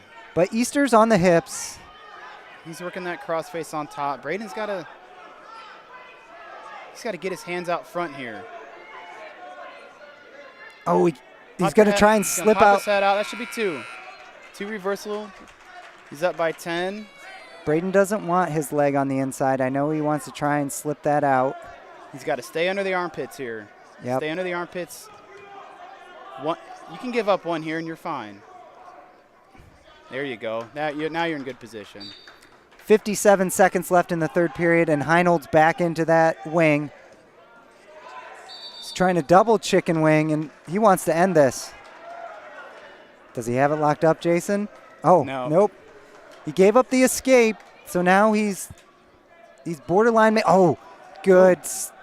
Well, I don't know if it was good. Braden did not react to that. No, and he lost the major with that takedown. Yeah. He's got the major back. Easter goes right in. Heinold needs legs back. That's 2. I did not like going to the crotch lift there. I would have preferred to get him to get his legs back. I don't think Coach Akery's very happy with how Braden's finishing this match. He had the major. Easter cuts Heinold. It is 14-7 with 16 seconds left. Does Braden have one more? Yeah, I think everybody would feel a little bit better if he gets one more takedown here, just to finish this match on top with a takedown. Easter in on the leg, 5 seconds left. I don't think Heinold will get the major. I don't think that's going to be any points. No. So Braden Heinold, hey, congratulations, regional champion. I don't think he's won a regional yet in his career, but he definitely can improve his third period. Yep, I think they'll take a look at that film because there's a good chance they'll see each other next weekend. So they'll take a look at that film and see what adjustments can be made before next week. On the third place match, we still have a minute left in the third period. Edwards from Normal West is up 5-2, but the Bulldogs will gain some ground on Normal West after Braden Heinold's championship.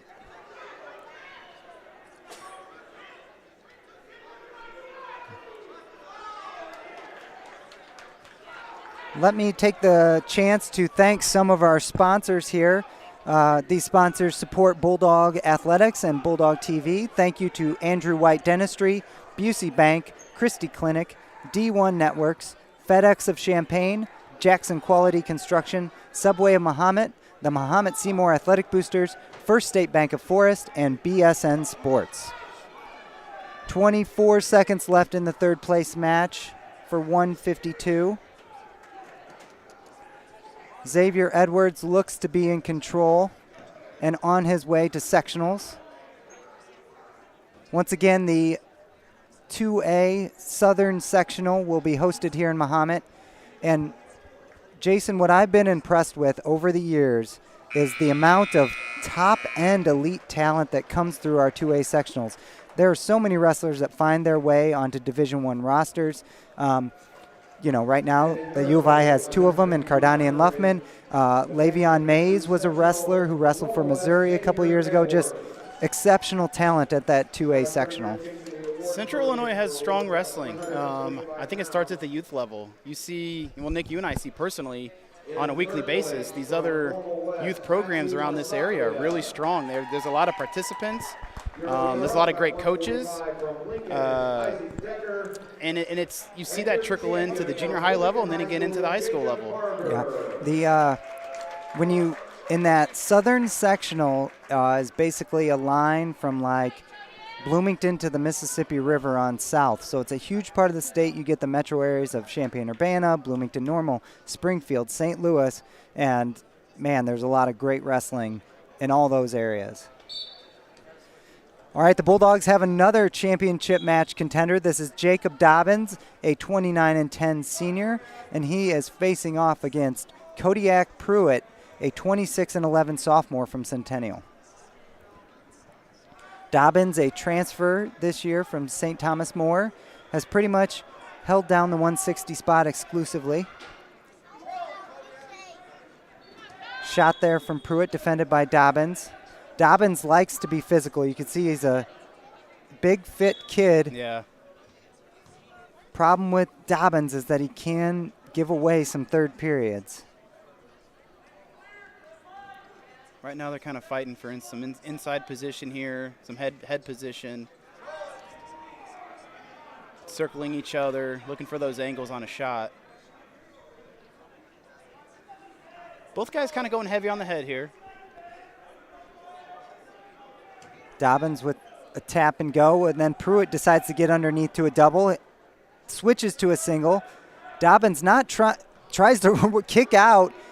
I think he gave up the position too easy there. I would have preferred him to fight the hands or maybe in for a whizzer and get that foot to the mat instead of turning away from Pruitt. He's got 39 seconds. Let's see if he can get one. Get back on your feet, try to get two. Team scores now are 212.5 for the Bulldogs, 195 for Normal West. The Bulldogs started this round with a 33-point lead, and now they are under 20. I'd like to see Dobbins work up a little bit harder here. 15 seconds. He's got his head on the mat. He's in not real good position here to get two. Or to get one. Yeah, just to get the one. Yeah. 5 seconds left. There's the step get the up. hips out. He's got the hands. Oh. And that could have happened much sooner in that period. I don't think the Centennial wrestler was really in position to keep him down that long. Pruitt will take down after Dobbins deferred. Over on the third place match at 160, we have Dawson McConnell from Lincoln against Noah Passoni from Normal West. So Dobbins trying to put the boots in. Centennial's doing a good job fighting him off.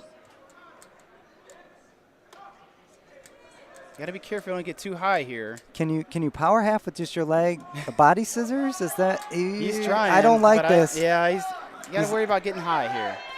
Dobbins needs to maybe recalibrate his position, get behind both arms. There, he's kind of got him flat. He needs to get those boots in a little deeper now. Readjust, get under the armpits, and really start stretching them out. Yeah, get his shoes actually on the inner thighs, and it looks like he's close to that. Oh, legs come out. Ooh. Working that cross face, maybe trying to go for a cradle. He really wants those legs in. You can see how yeah. when Dobbins pushes his knees forward towards the shoulder, he's trying to get that leg in. He's got one in, trying to get the second one in. He's on his hip here, and there he's trying to get back in good position. He's got the half deep, but the legs fall out. So it seems like when Dobbins gets the head, the legs fall out. When he gets the legs, he doesn't have He great. might be able to jump to the left side and start running that half a little harder. And he let go of it. 52 seconds left in the second period of the 160-pound championship. He's still trying to get those boots in. Yeah. And potentially. Next time might be a stalling call.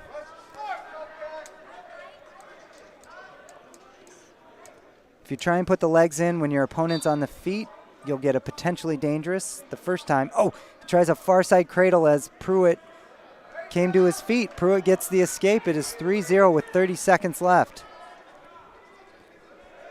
Dobbins a long shot. Yeah, he needed to close the gap on that shot. Shot too far out and ended up on his belly. I'd like to see him get kind of a better angle on that shot instead of shooting from straight out too. Coach letting yell him to keep moving. He knows how important this escape is. Oh, and no. Dobbins tries, I guess, that Granby roll. Yeah. Didn't really have the right hand control. Pruitt picks up points. Big near fall at the end of the match there for Centennial. Yep. Although it seems as if Dobbins has given away those points. There was the long shot where he really wasn't in position. And then that forced roll. They'll start neutral. Dobbins needs something big. He's got to set something up, though. Oh, he's trying an arm roll. Arm spin. Oh. Drives into Pruitt. Pruitt doesn't take the bait and flattens out. So is he going to try to ride him here? Or is Ledden going to tell him to let him up here and try to get some more takedowns? Well, yeah. I mean, I have seen Jacob get the legs in and be able to use that power half, just not in this match. It's kind of a tough spot because even if you go on your feet, you're going to need a lot more takedowns. You're going to need to get him to his back. So you're hoping maybe you can throw in a cradle here and get some near fall or possibly a fall. 125. He's trying with those boots. It Dobbins. just seems a little high when he gets those in. I think Centennial's doing a real good job of blocking them off. Oh, yep. Dobbins falls off the top. Centennial gets another reversal. Pruitt is now up 10-2. I think Pruitt knows he's trying to get those boots in. He's doing a good job of keeping his elbows in to prevent those legs from getting in. And it's just making Dobbins a little – he just gets a little high. He's panicking almost. Yep. You know, that's where maybe like a spiral to stretch him out a little bit, then the legs come in. There's Dobbins, hits that roll, needs to keep moving. Looks like he grabbed the single leg. Pruitt should be good here just to hang out. Needs to limp arm out of there. Limp arm out. Ledden's yelling limp arm out, limp arm out. Oh, now he was trying to transition to the 3/4 with the leg hook there, but Pruitt 45 fails. seconds. Still a little time on the clock here. So now he's going to try to let him go, and he's got to go to feet to back here. Oh, good night. Smart move by Pruitt to dive in on the legs. Pruitt adds another takedown. 35 seconds left. It's 13-4 in favor of the Centennial wrestler. Ooh, we are all knotted up on the third place match with 1:38 in the third period. The Bulldogs are rooting for Dawson McConnell from Lincoln to give them some breathing room, or at least so that Normal West doesn't gain any points in this round. So Pruitt knows what he needs to do here. He's just going to try to stay on top, not put himself in a bad position where he can get put on his back.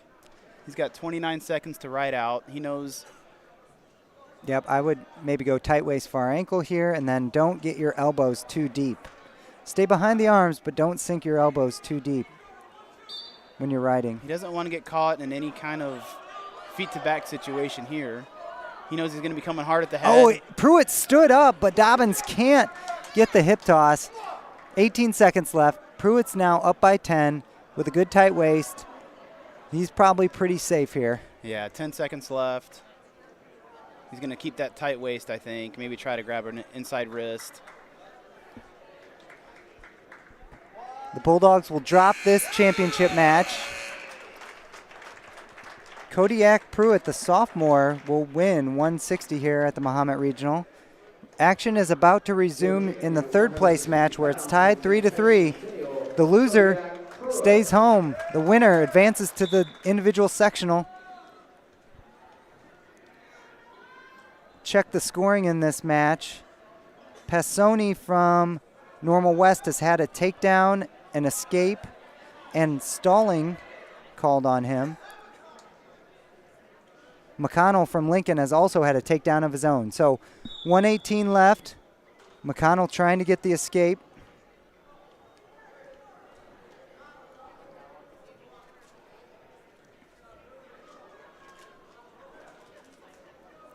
$1:17 left. That's a long time to ride somebody, so he chooses not to. He's going to let him up. Give himself as much time as possible to get the takedown. Yeah, 1:17 is a long time. Each have exchanged takedowns in this match. McConnell moving forward, gets Passoni off the mat, and there's the stalling in one. That should be one. Passoni's had a stall warning already. Lincoln wrestler with a little bit of breathing room, but Passoni could tie it with a takedown. 1:06 left. Still moving forward from McConnell. McConnell taps a leg. I would just come up to an underhook here. Oh, he tries a cut across double. Still driving in. Passoni with a whip over. He's got to key that elbow right now. Try to hold on to a leg. Go out of bounds. Jason, when you say key the elbow, what are you meaning there? Well, he's got that cow catcher on the top position, and he looked like he was maybe trying to go for a throw with that cow catcher. He's got to key that elbow to make sure that you don't end up on your back. Or Pull it down. Spin behind. Yep, pull it down real tight. He's still coming hard. He's got a 2-point lead, but he's still going forward. That's good. That's good. I would say you should still wrestle to win. Now we're at 32 seconds, so maybe the Lincoln wrestler now thinks about playing defense. Playing defense before the 30-second mark is a recipe for disaster. Passoni, although looks like he doesn't have much gas left, that was... Yeah. Here's McConnell moving forward. He's gonna drives. Go for stalling again. Okay, now he has the breathing room. If I were the Lincoln coaches, I would tell McConnell, don't make contact. At this point, you just kind of want to circle around, maybe do some hand fighting, but there's no reason to put yourself in a bad position. Yep, post on the head. You just hold him here, maybe get some kind of front headlock situation. He's going to go with the double unders. So Lincoln win. The Lincoln wrestler wins, will advance to the sectional. That will help the Bulldogs out in the team scores. So, Nick, what is the team score right now? So both the Bulldogs and Normal West lost that round. So the scores stay the same. It's 2-12 Mahomet, 195 normal West. Mahomet has one of their better wrestlers coming up. In Hauser, Next yep. one, yeah. And it's a head-to-head with normal West. Hauser, good wrestler on his feet. For a 170-pounder, he wrestles outside the tie-up. He wrestles from distance. Just a great technician on his feet. And then once he gets on top, he is a hammer with tilts and wings. Again, he's one of those wrestlers we talked about earlier. Really no fear of going on your back to hit those tilts. Yeah. Hauser ranked number 2 in the state, facing off against Gunther from Normal West, who's honorable mention. So I wonder if these two would have seen each other in the Mahomet tournament. I'm not quite sure. There you see Hauser take a shot from distance. Good double. He set it up really well. Yeah, that misdirection, you could see that Gunther was kind of leaning to his left or to his right. He feels pretty comfortable staying on his feet here. Yep. Going There's for takedowns. a double that he dumps over his head. There's another takedown. Hauser's up quickly, 4-1 with 1:38 left in the first period. He's got that leg. Okay. We'll see if he. Here Here's comes those the tilts you're tilt. talking about. Yep. And again, he's just no panic there. A lot of wrestlers will panic in that situation. He feels okay. If it doesn't work, he's going to adjust a little bit. That was a fight that Gunther gave him. Now he's settling into the wing and the wrist. Kind of very similar on top to what we see from Braden Heinold. He stepped over. Oh, he lost arm it. slips out. 2 back points, no escape given because Hauser was right back in. Nice single leg dump. Hauser up 6-1. He has released Gunther once. Still 47 seconds left. Oh, he's running that half. He's crab ride. Crab ride situation, really trying to end up on top here. I think he got 2 more there from that crab ride half. He's already approaching the major decision in the first period. There's more near fall coming up here. That was just a tight waist and wrist that he tilted over. Mm-hmm. He's strong on top. There's no question about that. He's very smooth. He transitions from one move to another. Yep. 15 seconds left. Hauser now He's got the cradle locked up. He's got 12 seconds to try and get something from it. He's going to adjust here. He's going to adjust his hips here. If it's locked up, I can't quite tell. Short time. He's just going to let the clock run out. Good first period from Hauser. This is an important match in terms of the team score. Head-to-head, Mahomet and Normal West. Hauser chooses neutral for the second period. High crotch. Yep. Very smooth. He's going to finish it however he wants to finish it. He's just going to pick the leg up. I like that high crotch. I've seen a lot of wrestlers do that. The high crotch is an easy shot to get that to the leg, but then they transition head to the inside and finish it as a single. Mm-hmm. Hauser right to the chicken wing, but potentially dangerous with 1:41 left in the second period. Bulldogs would like every half point they could get, so they'd like Hauser to get the fall, but he is definitely in tech fall range now, up 12-1. Ooh. Over in the third place match, Dalton Brown from Danville has a 5-0 lead on Henry Spinella from here's Centennial. a Spladle. Doesn't quite. Oh, no. Gunther catches Hauser on his back. Oh, that could have been huge for the team score. Wow. Oh, Hauser swims to a half. Is going to get those points right back. We'll see what the scoreboard settles on after all this. He had that Spladle, but didn't quite have it real tight, and he ended up on his back in that situation. Was able to fight through from his back and ended up back on top. I think it is 16-3. That's what the scoreboard shows. 16-3 Hauser. Man. Another near fall will end the match here. He's going for it right now. Gunther's fighting it hard, though. Man, a Spladle from the top position. I don't know how I feel about that. Shot defense, sure. He just didn't have it quite tight enough the way he wanted to, and I think that's the match. The scoreboard shows 18-3. That's a tech fall for the Bulldogs. So they get the 4 points, extra points for Hauser getting first. I think Richards is going to the table. I'm not sure if it might only be 16-3. There might be more to wrestle here. Is it? Oh, you know, I bet Richards is wanting near fall from that reversal, which he didn't get if it's only 18-3. Yeah.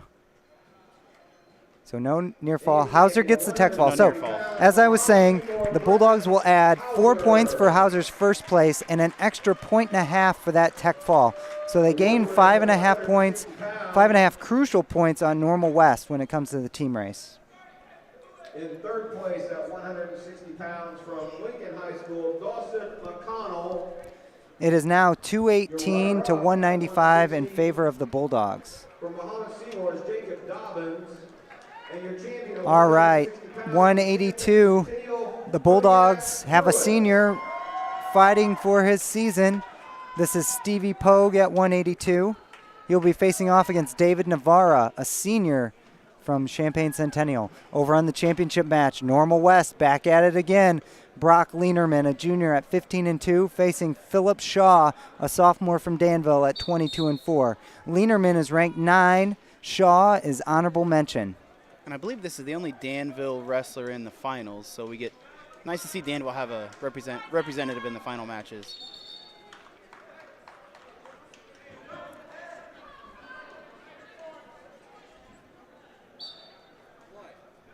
Both wrestlers just fighting for position, hand control, wrist control, occasionally collar tie. Both these wrestlers, by the way they move, look comfortable outside of the tie-up. Good shot from Strong Shaw. train double right there. Ooh, leg pass there from Lienerman, but they had already given the takedown to Shaw. Now they're in a nose-to-toes scramble situation. Oh, and Shaw catches Lienerman on his back. Right now, Shaw is an honorary Bulldog since he's facing a Normal West wrestler. And out of all that, I don't think there were any back points given to Shaw. No, in fact, I think Coach Richards was pretty upset. He felt the takedown was a little premature, but Shaw ended up coming out with it anyway. Yeah, so maybe theoretically this could have been well, I don't know what it would have been if he wouldn't have given that takedown early. But Shaw's on top, 50 seconds left in the first period. This is 182 over on our third place match. Stevie Pogue is down 2-0 to Navarra from Centennial. So Escape Normal West, they're back on their feet with 40 seconds left. Shaw shot a double from distance that led to that first takedown. Yeah, he finished it nice. It was a pretty powerful double. We try to train that to our wrestlers. Deep penetration step. Now here's a single from Shaw. Again. Switches over. No, he doesn't. Didn't quite finish it. He's got that leg still. He's still in good position to get a takedown here. He's on the edge of the mat. He needs short time. He's got to go. 10 seconds. There's multiple ways to finish this takedown, but he's got to try something here. Yeah, 5 seconds. Oh, and he steps out. Yeah. You know what I think his mistake was initially on the finish is like we saw before in the Nishida match, the Nishida Racing match, is he released his hands. He let go with 2 hands on the one leg. Yep. Try to keep 2 hands on that one leg. Finish on the lower body if you can. At least that's what I would tell most wrestlers. Yep. Stevie Pogue from Mahomet's on his back. The senior trying to keep his individual season alive. Navarra in a great spot here. This should probably be a fall, and there it is. Man, Navarro looks like a well-built athlete. He's a big boy. He's advancing to the sectional. He's a big boy. David Navarra of Champaign Centennial. All these kids in the finals look like well-built athletes. Yeah. There's a lot of action that first period. It's only 2-1. Shaw is taking down, I assume. I assume that was his choice. Ooh, Lienerman might have backman. Oh, if Shaw was able to get out of that, that was just pure strength. Most wrestlers would have been dead to rights there the way Lienerman had him. You can just see his natural athleticism on the mat.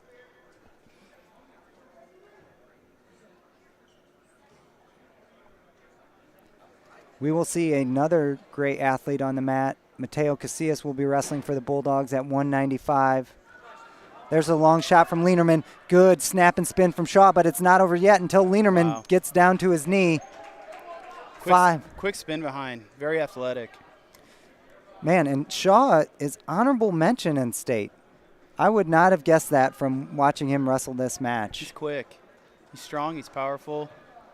Let's see if he goes for after another one of those double legs here. Oh. Lienerman with another shot. Shaw, instead of spinning right away, decides to slow down the action.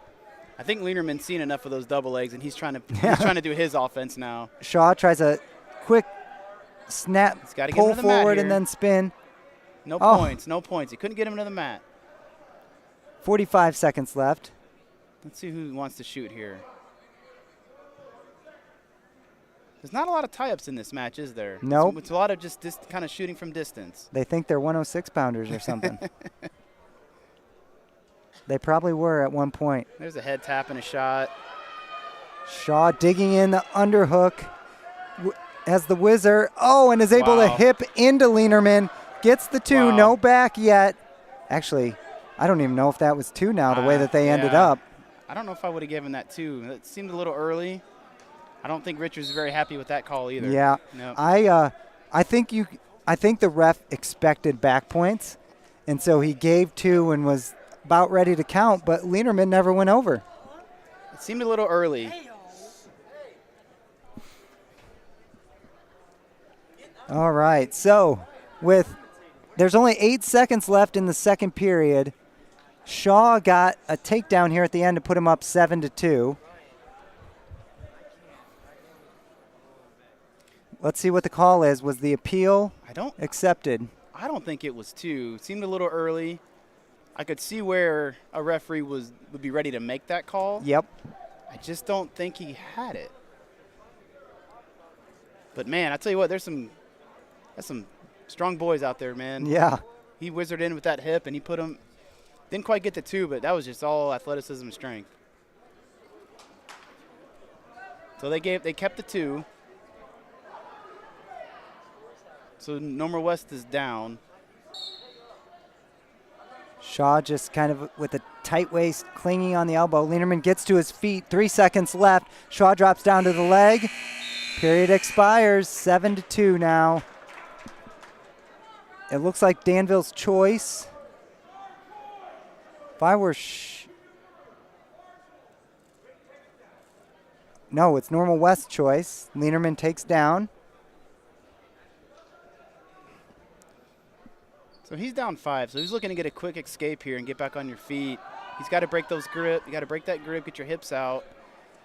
You got to get the back pressure here. And right now he has no back pressure. His hips, his head's over his feet. He's got no back pressure. Yeah, he's working the hands at least, but that's not going to get him far. And they go out of bounds. So what we've seen from Shaw in this match, I'm guessing that he gets a lot of feet to back points in most of his matches. Yeah, I would like to see him do some Greco, right? Yeah. Man. Lienerman with no real first move, being patient, gets to his feet, peels a hand, gets the escape with 1:38 left. He's down by 4 here. Ooh, he got Shaw reaching. Shaw's playing it smart. Judging by Lienerman's style, the way we've seen him wrestle on his feet so far, I don't know if he has that 5-point move from the feet. Man, it's going to be tough on a guy that stays in good position. Doesn't really tie up too tightly. He's not reaching for the head too much. There's a long shot. Lienerman fends, tries a reshot. Then Shaw tries to snap. I love the go behind right away. Oh, yep. Shaw tries to trip Lienerman, but it's still a scramble here. If he reaches for the arm in the head here, nope. Oh, Shaw catches Lienerman. No near fall. You know what I would say maybe with Shaw is that he doesn't quite finish his takedowns all the way. Mm-hmm. He needs to stay with him that extra second. It is 9-3. He's only a sophomore. There's a lot of potential there. Yep. He just has to get a little more crisp on those takedowns.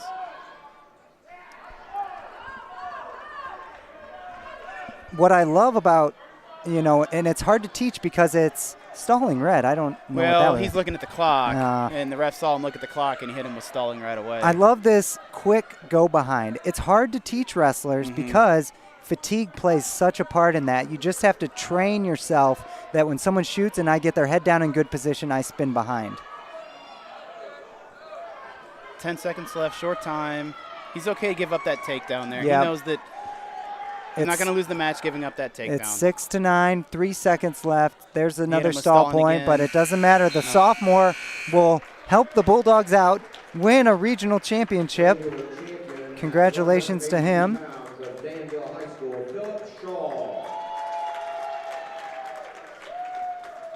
Now we have one of the must-watch wrestlers in our area, probably in the state, Mateo Casillas, but he is facing off against Anthony Curry from Bloomington. He is number 5 ranked, Curry is, facing off against Casillas, who's number 2 ranked. These two have met 3 times this season. Casillas won the first bout 3-2, then 4-0, and the last time they met was earlier in January at the Sycamore tournament with Casillas winning 8-1. So it's hard, if you're in Mateo's shoes, it's hard to beat a good wrestler three, four times. Yeah, it is. You know, the more film someone gets on you, the harder it is to do what you do best, your offense. Yep. So we'll see what happens. Curry has 6 losses on the year, 3 of them to Casillas. Ooh, nice little half arm drag there from Curry. Couldn't turn it into a shot. This should be a good physical battle. Tap and go attempt from Curry. Casillas getting to his underhook. Curry battling inside. Nice shot by Mateo there to shoot him off. Good action to start the period here. I personally love the underhook. I think it's such a safe type. Ooh, shot from distance. Good double leg shot. That was a head in the middle double for the first takedown. 1:30 left in the first period.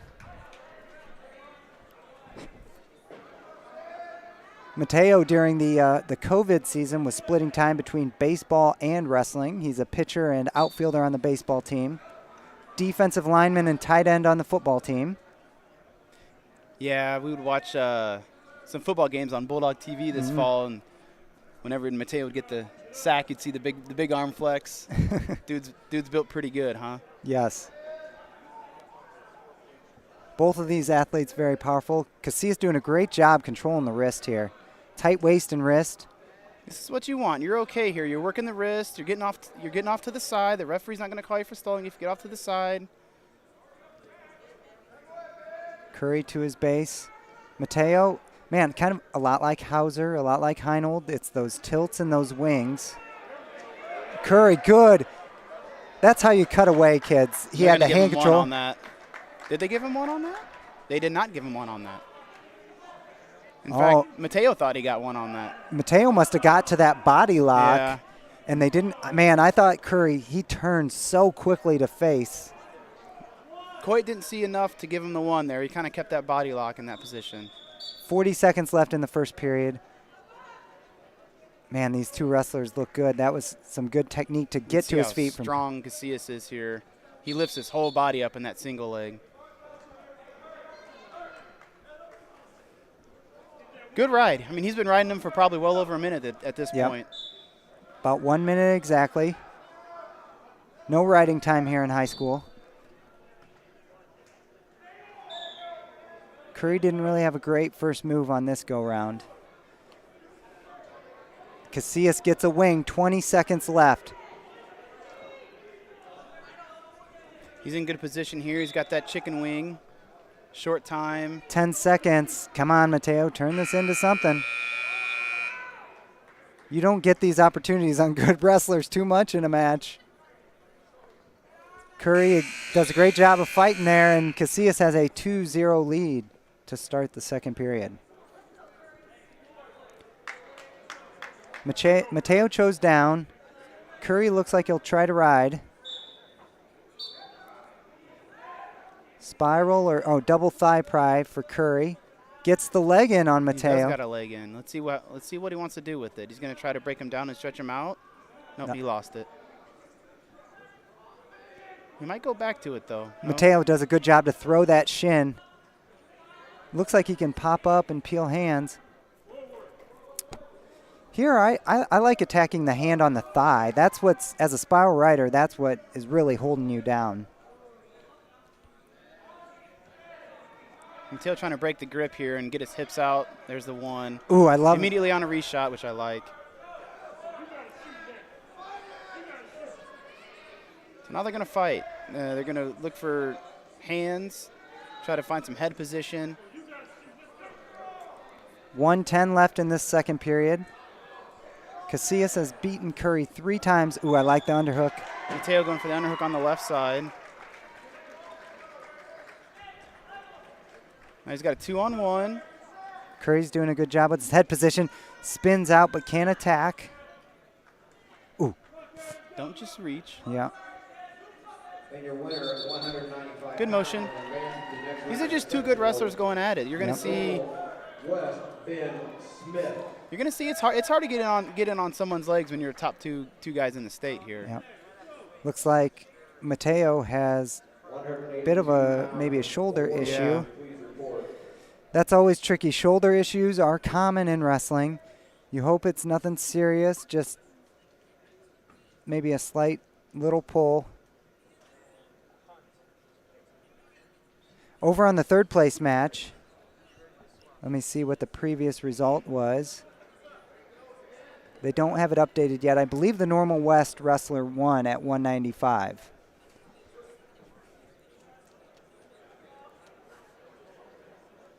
Yes, Ben Smith from Normal West won by fall over Demarion Foreman from Danville. Mateo looks like he's ready to go. There's 45 seconds left in the second period. We are on our feet. We'll see if that shoulder injury affects Curry, his offense at all. Curry right in on a good single. Oh, goes to the head and throws Mateo down. It is now 3-2 with 35 seconds left second period. Curry cuts Casillas. Oh, Casillas, Wow. nice. Wow. He just stayed lower. Yep. Almost like a football tackle. So I think Curry maybe panicked a little bit there. Panicked a little bit and came at Mateo while he was on his hands and knees. Mateo just stayed lower. Yep. Mateo gets to a single. He's in the top position, so he has to return. Curry and does nicely. Short time here. He wants to stay in good position on top, not give up an escape. Get a wrist. There it is. Yep, he's got the wrist. He's going to go 2-on-1 with the wrist. Good way to finish the period from Mateo. He is up 6-2 heading into the third. Curry wants neutral. Oh, no, Curry chooses down. You know, down 4 points, you probably do need that escape before you can start going for the takedowns. Mateo's done a good job riding this match, though, so we'll see if he can hold him down for 30, 40 seconds. Oh, well, that's a promising start. Yeah, he's got him flat on his belly now. Curry working up, though. Once again, Curry, the number 5 ranked wrestler. Casillas, the number 2 ranked wrestler. Casillas lost in overtime in the state championship match last year to Donnie Hidden of Washington. Casillas has that arm bar behind the back. He's in good position here. He can try to work this for a turn. So he's, transition. He's got the chicken wing now. Yep. He's working that far wrist. He's going to try to work for a turn here. He's going to start walking around the head. Casillas in control with 1:18 left in this third period. Curry doing a good job kind of tangling up Mateo's legs back there to keep him from spinning behind, or spinning in front. Oh, there Curry gets hand control, gets to his feet. Mateo drops to a leg. We've seen him finish with a dump here before. He cuts across to a double this time, drives Curry off the mat. Time is still going. Now they're called off. 56 seconds left in the third period. I tell you what, Nick, you would know as a bottom wrestler when you get to your feet and then someone drops to a leg, it's frustrating, isn't it? Yes. All that work to get up to your feet and then someone ends up in a single leg on you. Yeah, that comes with experience. You just have to almost anticipate that. And when they release the pressure they're pushing you forward with, you've got to just be ready to kind of almost hip heist, turn and sprawl. Yeah. Mateo about a minute and a half riding in this last period here. He's doing a good job keeping him flat, working that near wrist, trying to get an arm bar. Curry told his coaches he wanted to go neutral. His coaches put him down. He's in good position now. He's still on his belly with that arm bar. Yep, 19 seconds. He may just try to. He may just stay here. Yeah, he's kind of working that rethread situation on top. Get behind him. Don't come out in front. Just get back behind. He's got that leg hooked in the back, too, so he's okay. Yep, 5 seconds left. Mateo Casillas will win this regional, and that might just about seal it for the Bulldogs. Casillas with only one loss this year, and that was to an out-of-state wrestler. That was at the tournament in Sydney, Montana. 195 pounds from Mahomet Seymour, Mateo Casillas. The Bulldogs are now up 222 to 200 for Normal West. And we have 2 weights left. In third place at 182 pounds. And Normal West cannot beat the Bulldogs. So the Bulldogs win their 8th straight regional title. They will wrestle in the team dual sectional the Tuesday following state. And that is also held in this gym. And so we will have that on Bulldog TV. That should be a great night, a great environment. Usually there's 2 2A duels happening, and then a 3A duel happens here also, because typically Edwardsville wins the southern sectional and they have to face someone coming from the Chicago suburbs, so they meet here. So there will be 2 2A duels and a 3A duel happening in Mahomet. And what night is that, Nick? The Tuesday after state. After state. Let me see the date here. Is that like the 22nd? Yeah, the Tuesday the 22nd. So on Bulldog TV, I'm sure we will be bringing you the sectional championship matches. I don't know if Jason and I will be here with you, but maybe. I definitely am going to be here for the team dual sectional on Tuesday the 22nd, though. You know, we have our wives graciously let us do this commentating after we spend so much time with the Mahomet Kids Club. Both of us have sons in that club. Well, you know what they say, wrestling is a way of life, right? Yeah, I mean, yep. Once it's in your blood, it's hard to get rid of. It is. Yep. And then when you got kids in it. Yep. Yeah, at least I get to bring my boys, so my wife gets some alone time. But she runs the household during wrestling season. There's a Ted Lasso quote that moms are like Velcro. I don't know how they work, but they keep everything together. We definitely live by that at our household. So this is a big match at 220. We have 2 more ranked wrestlers here. This is Jack Weltha from Bloomington, a 28-2 senior, ranked number 2 in the state, versus Jack Barnhart, a 32-1 sophomore, ranked number 5 in the state. Barnhart, I saw wrestle 2-time All-Stater Daniel Renshaw last year and really give him a run for his money. I wonder if Barnhart's one loss is to Weltha. They're still in the same conference, right? Is that still the Big 12 for both of them? Yes. Yep. With so much conference realignment. Over on the 3rd place match, we have a Bulldog wrestler. This is Colton Crowley, a junior, facing off against Andre Hunt, a senior from Urbana.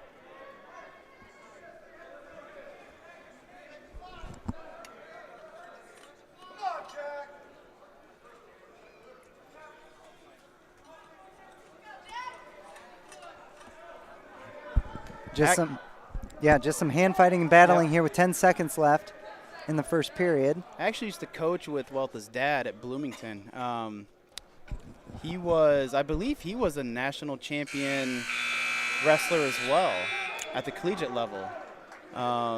Division, not quite I don't remember what division, but he had an older brother too that was a state placer, if not a state finalist. So wrestling runs in their blood too. Big boys, big athletic boys. Yeah, both of these wrestlers, well-built athletes. You can tell they have strong, powerful lower bodies. Weltha with a collar spiral off the whistle. It's a lot of weight on those front hands. He's doing a good job with that spiral ride, keeping it nice and heavy. Yep. I think if Barnhart can still, reach that hand off the leg there. Tripod up. He's got to break the grip and get the hips out here. Yep. There he goes. Crowley from Mahomet over on the 3rd place match was a state qualifier last year, actually at 285. Oh, there's a good double from Weltha. Wow. So Weltha actually pulled Barnhart forward, then changed his level to shoot that double, And there's 1:18 left in the second period, and now we've had some scoring in this match. He's going right back to that. Well, he's trying to create a far side here. Oh, man, he might a have couple it. big Oh, boys. suicides. Oh, but Barnhart breaks the grip.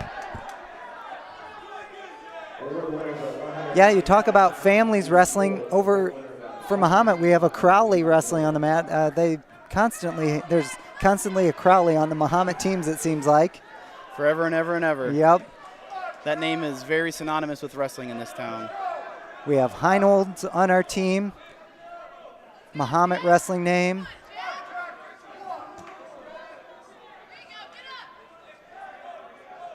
So Welta riding that ankle.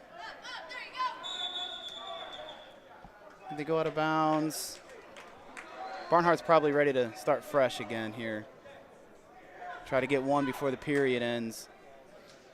Blood time? Blood time, yep. So we'll focus on our third place match. Crowley from Mahomet is down by a point to Andre Hunt from Urbana. The Bulldogs have already won the regional, but they want to get Crowley through. The Bulldogs coming into this round had 8 sectional qualifiers. I don't think they've won a third place match. I don't think they have. Yeah, so Crowley would be our first third place winner. We'll check that though. Oh no, Camden Heinold at 120. So they have had one third place finish here. All right, Barnhart starts down with 30 seconds to go in this second period. This is a big escape. He's got 30 seconds. He wants to build up. Oh, he goes to a sit-out situation. He's moving on bottom. Yep. Trying to create space. Yeah, Welta on top, but having to follow hard against Barnhart. Barnhart gets to his feet, 12 seconds left. This is a big sequence of action here. Welta gets him back down, 5 seconds. And I believe Welta has choice. Yes, he should. He Let's does. see if Bloomington puts him down. They do. Crowley has it tied up, third period, 1:09 left in that third place match. So Barnhart's going to let him up right away. He wants a full period here to try to get a takedown, which is probably the right thing to do. There's that pull forward pop double attempt from Welta. Now he's up to a body lock. So that seems to be his go-to takedown. He kind of drags his opponent down, then Barnhart is able to pull him up and get a whizzer in. Crowley is tied up with Hunt from Urbana. 39 seconds left to go. Those two wrestlers battling for an individual sectional berth. Crowley with an underhook, but looks more to be blocking here. 1:35 left in this championship match. There's a stalling on the Urbana wrestler, actually. Crowley's not really moving forward. He's just burying his head. Now he drops in and he's got a high crotch, but they go off the mat. 16 seconds left. 1:18 left in this championship match. Barnhart down by 2. We haven't really seen a great shot from him this match yet. Not yet. He needs to find some offense. He's down to about a minute here, and he's down by 2. Oh. And he just got hit for stalling. That post double again. Yep. Foot went out. I don't think he got the 2. He did not. So Barnhart survives that sequence. He does have a stalling call against him now. He really needs to start taking some shots here. Yeah, I feel like Welta's in control of this match, even though, there's a nice shot. Couldn't quite finish it. Kind of had that inside single type of situation. We have overtime on our second mat, our third place match. You see the Bulldog team in the background rooting on Colton Crowley. Hunt trying to get a 2-on-1. Crowley blocking with good head position. Hunt drops to a leg. Crowley trying to spin around and get the 2. Crowley back in on a single now. Good sequence of action. Now a high post. Try to stay in. Try to grab the other ankle. Grab it. Oh, action goes out of bounds. The coaches want fleeing the mat. The Mahomet bench wants fleeing the mat. 29 seconds left in overtime. I would say they have an argument to be made there, but you would hate to see an exciting match like this end with a fling. Oh, there's a shot by Hunt, defended by Crowley. Crowley goes back in on that single. Now it's in the middle of the mat. Crowley gets it up, looking for the trip. He needs to bring it back. Bring it back. Oh. Don't drop the leg. A nice little a nice little shoulder shrug to the finish. Crowley is going to sectionals. Wins that match 3-1. That's tough for the senior Hunt to lose in overtime. 120 pounds and advancing to next weekend's sectional from Mahomet Seymour High School, Colton Crowley. Man, Crowley's the third best wrestler in this regional, and he was a state qualifier last year. It's tough regional. Tough regional. I mean, I remember a couple years ago, Seth Buchanan was a heavyweight for Mahomet. He was a state qualifier caliber heavyweight, but he had Luffman and, who was the kid from Westville? Well, yeah, Hayden Copas. Who's at Purdue now, I believe. Yep, and then there was a Decatur Eisenhower heavyweight who was also ranked in state. So sometimes it's just the luck of your geography that you get in a tough regional. So where are we at here? 46 seconds left following some injury time or blood time. Weltha right in on a shot attempt. Now Barnhart trying to drive Weltha back. Barnhart's the one with the stalling call, I believe. Yes. Barnhart's activity has picked up. Both wrestlers have had a breather. 32 seconds left. Barnhart trying to drive Weltha off the mat to get that stall call. I'd like to see him try and take a shot rather than worry about that at this point. 23 seconds left. Good battle. Weltha ranked number 2, Barnhart number 5. Ooh, tap and go. Weltha with a reshot. Oh. He's going to try to keep him on the mat here. He doesn't have to do anything, but Barnhart's got to force the action. Just stay there with 10 his seconds left. Fist in his chest. He doesn't have to even try for the takedown here. He can stay pretty comfortable. Getting his head in close. There it is. Oh. Okay, so Weltha comes out on top, the number 2 ranked wrestler. 3-1 match. That post double from Weltha, that looks really good. Yeah, that reshot was slick. He didn't quite get the takedown on it, but man, he got in pretty deep on those legs. Was able to get the single and right out the rest of the match. All right, we are to the 285 heavyweight division. The Bulldogs have won their 8th straight regional title, and they will have one more wrestler wrestling for a championship. This is Camden Harms, who is honorable mention in state. He is facing off against Braylon Lewis, a junior from Champaign Centennial. Camden is a fresh soft state place winner, and typically those state place winners, you see them as juniors and seniors make their way onto the podium as well. It's a good series that Illinois has, giving freshmen and sophomores who don't make the state tournament a chance to wrestle in a state tournament of their own. That is sponsored by the Illinois Wrestling Coaches and Officials Association. What I like about Camden Harms, very deliberate, does his moves correctly. Harms now in a tough front headlock position. He needs to fight the hands, and he does. A lot of activity here at heavyweight at the beginning of this first period. He's got a 2-on-1 now. He's got to try to find some head position. You don't want your head over there if you've got the 2-on-1. Yeah, he's not going to be able to reach for a leg with your head over there.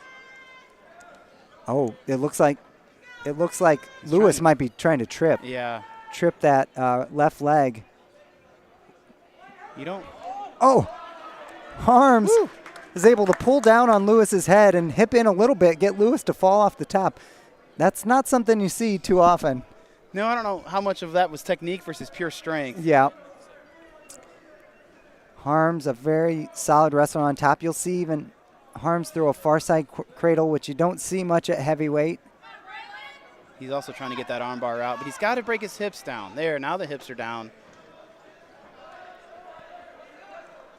That was interesting. Harms wanted him to build his base so he could chop him back onto the mat. So he's rolling over those wrists. What's he want to do with them? Does he want to try to go for another arm bar? Is he working a half on that side? 30 seconds left. He's got to break him down, though. Lewis from Centennial really isn't making an attempt to get up.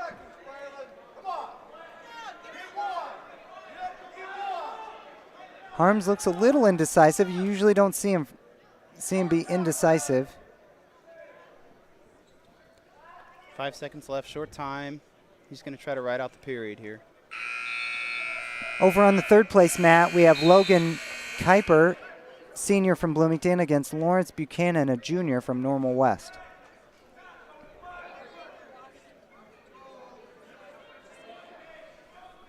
The Bulldogs up to 225 points. They have bested Normal West, who is at 200 points. And Normal West cannot earn 26 points in this round of wrestling. Harms out. Both wrestlers battling for position. I like underhooks here. Yeah, you see at this heavyweight position, you see a lot of pummeling is what they call that. They try to pummel for inside position.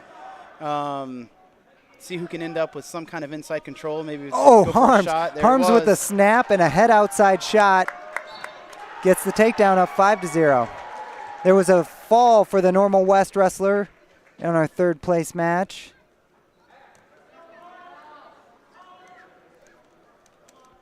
Harms staying real heavy on the head here. Not letting Lewis build up to his base. Now he tries for a crossface. Harms doing a great job riding here. 1 minute left. He's staying real heavy. Lewis is not able to get up to his base at all. He probably could get hit for stalling if he's not careful here. He's not really doing a whole lot on the bottom.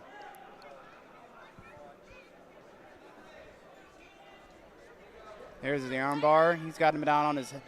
He's got him broken down, so now he can start working for a turn here. You got to keep his hips down here. Yeah, I'm surprised the Centennial wrestler hasn't gotten warned for stalling yet. 30 seconds left in this first period. We'll recap some of our Bulldog results here. Hatton won the 106-pound bracket. Camden Heinold placed third at 120 and will be advancing to sectionals. Reese Wilson lost his third place match and got fourth. Gage Decker got second at 132. Talon Pollock was the champion at 138. Logan Petro placed fourth at 145. Braden Heinold was a champion at 152. Jacob Dobbins got second at 160. Hauser was a champion at 170. Stevie Pogue got fourth at 182. Mateo Casillas first at 195. Colton Crowley third at 220. And now Camden Harms is hoping to top this off with an individual championship to bring the Bulldogs home for another regional championship. So how many champions is that for Mahomet total then? We got 4 or 5?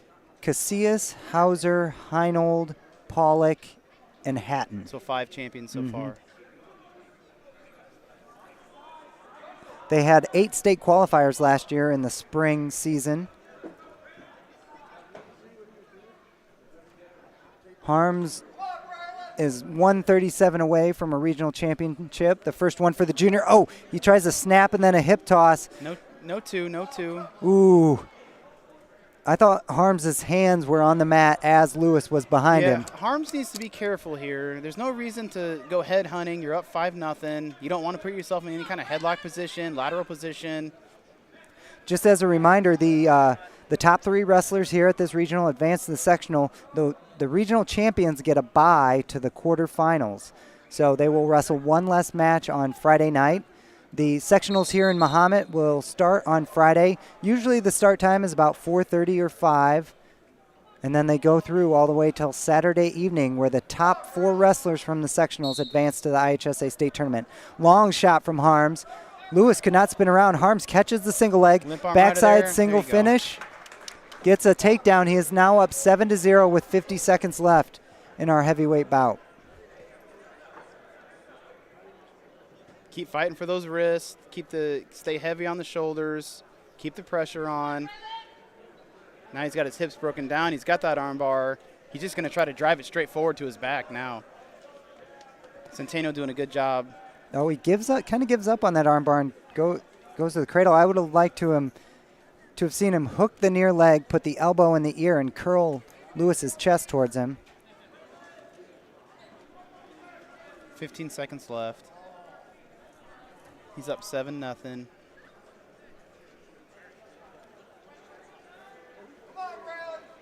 He's got that wrist. He's just kind of staying off to the side. Let the clock run out. And that will cap it off for the Bulldogs. An individual regional championship for Camden Harms and a team regional championship for the Bulldogs. It was a very good day for them. They had 6 champions and 8, I believe it is 10 total sectional qualifiers. So a great day of wrestling for the Bulldogs. They will be back here next weekend for the individual sectionals. Jason, hey, thanks for joining me, man. This was great. Yeah, thanks, Nick. It was a lot of fun. Well, maybe we'll have to do it again, huh? Yes, for the sectional, maybe team sectional as well. So thank you all for listening to our Bulldog TV regional broadcast. Before we head out, I'd like to thank our sponsors one more time. Thank you to Andrew White Dentistry, Busey Bank, Christie Clinics, D1 Networks, FedEx of Champaign, Jackson Quality Construction, Subway of Mahomet Seymour Athletic Boosters, First State Bank of Forest, and BSN Sports. So once again, I am Nick Morphew for Jason Johnston. Thank you for joining us, and hopefully we will see you all next weekend.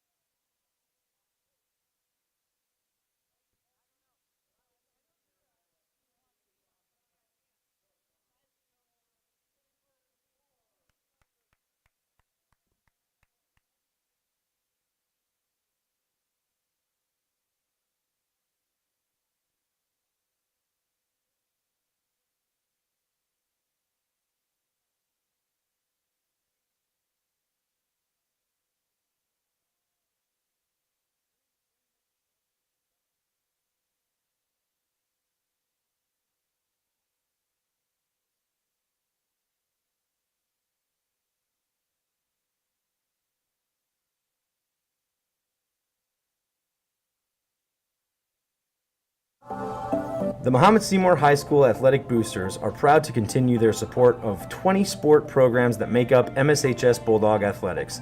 They thank you for your continued support, and go Bulldogs! For 150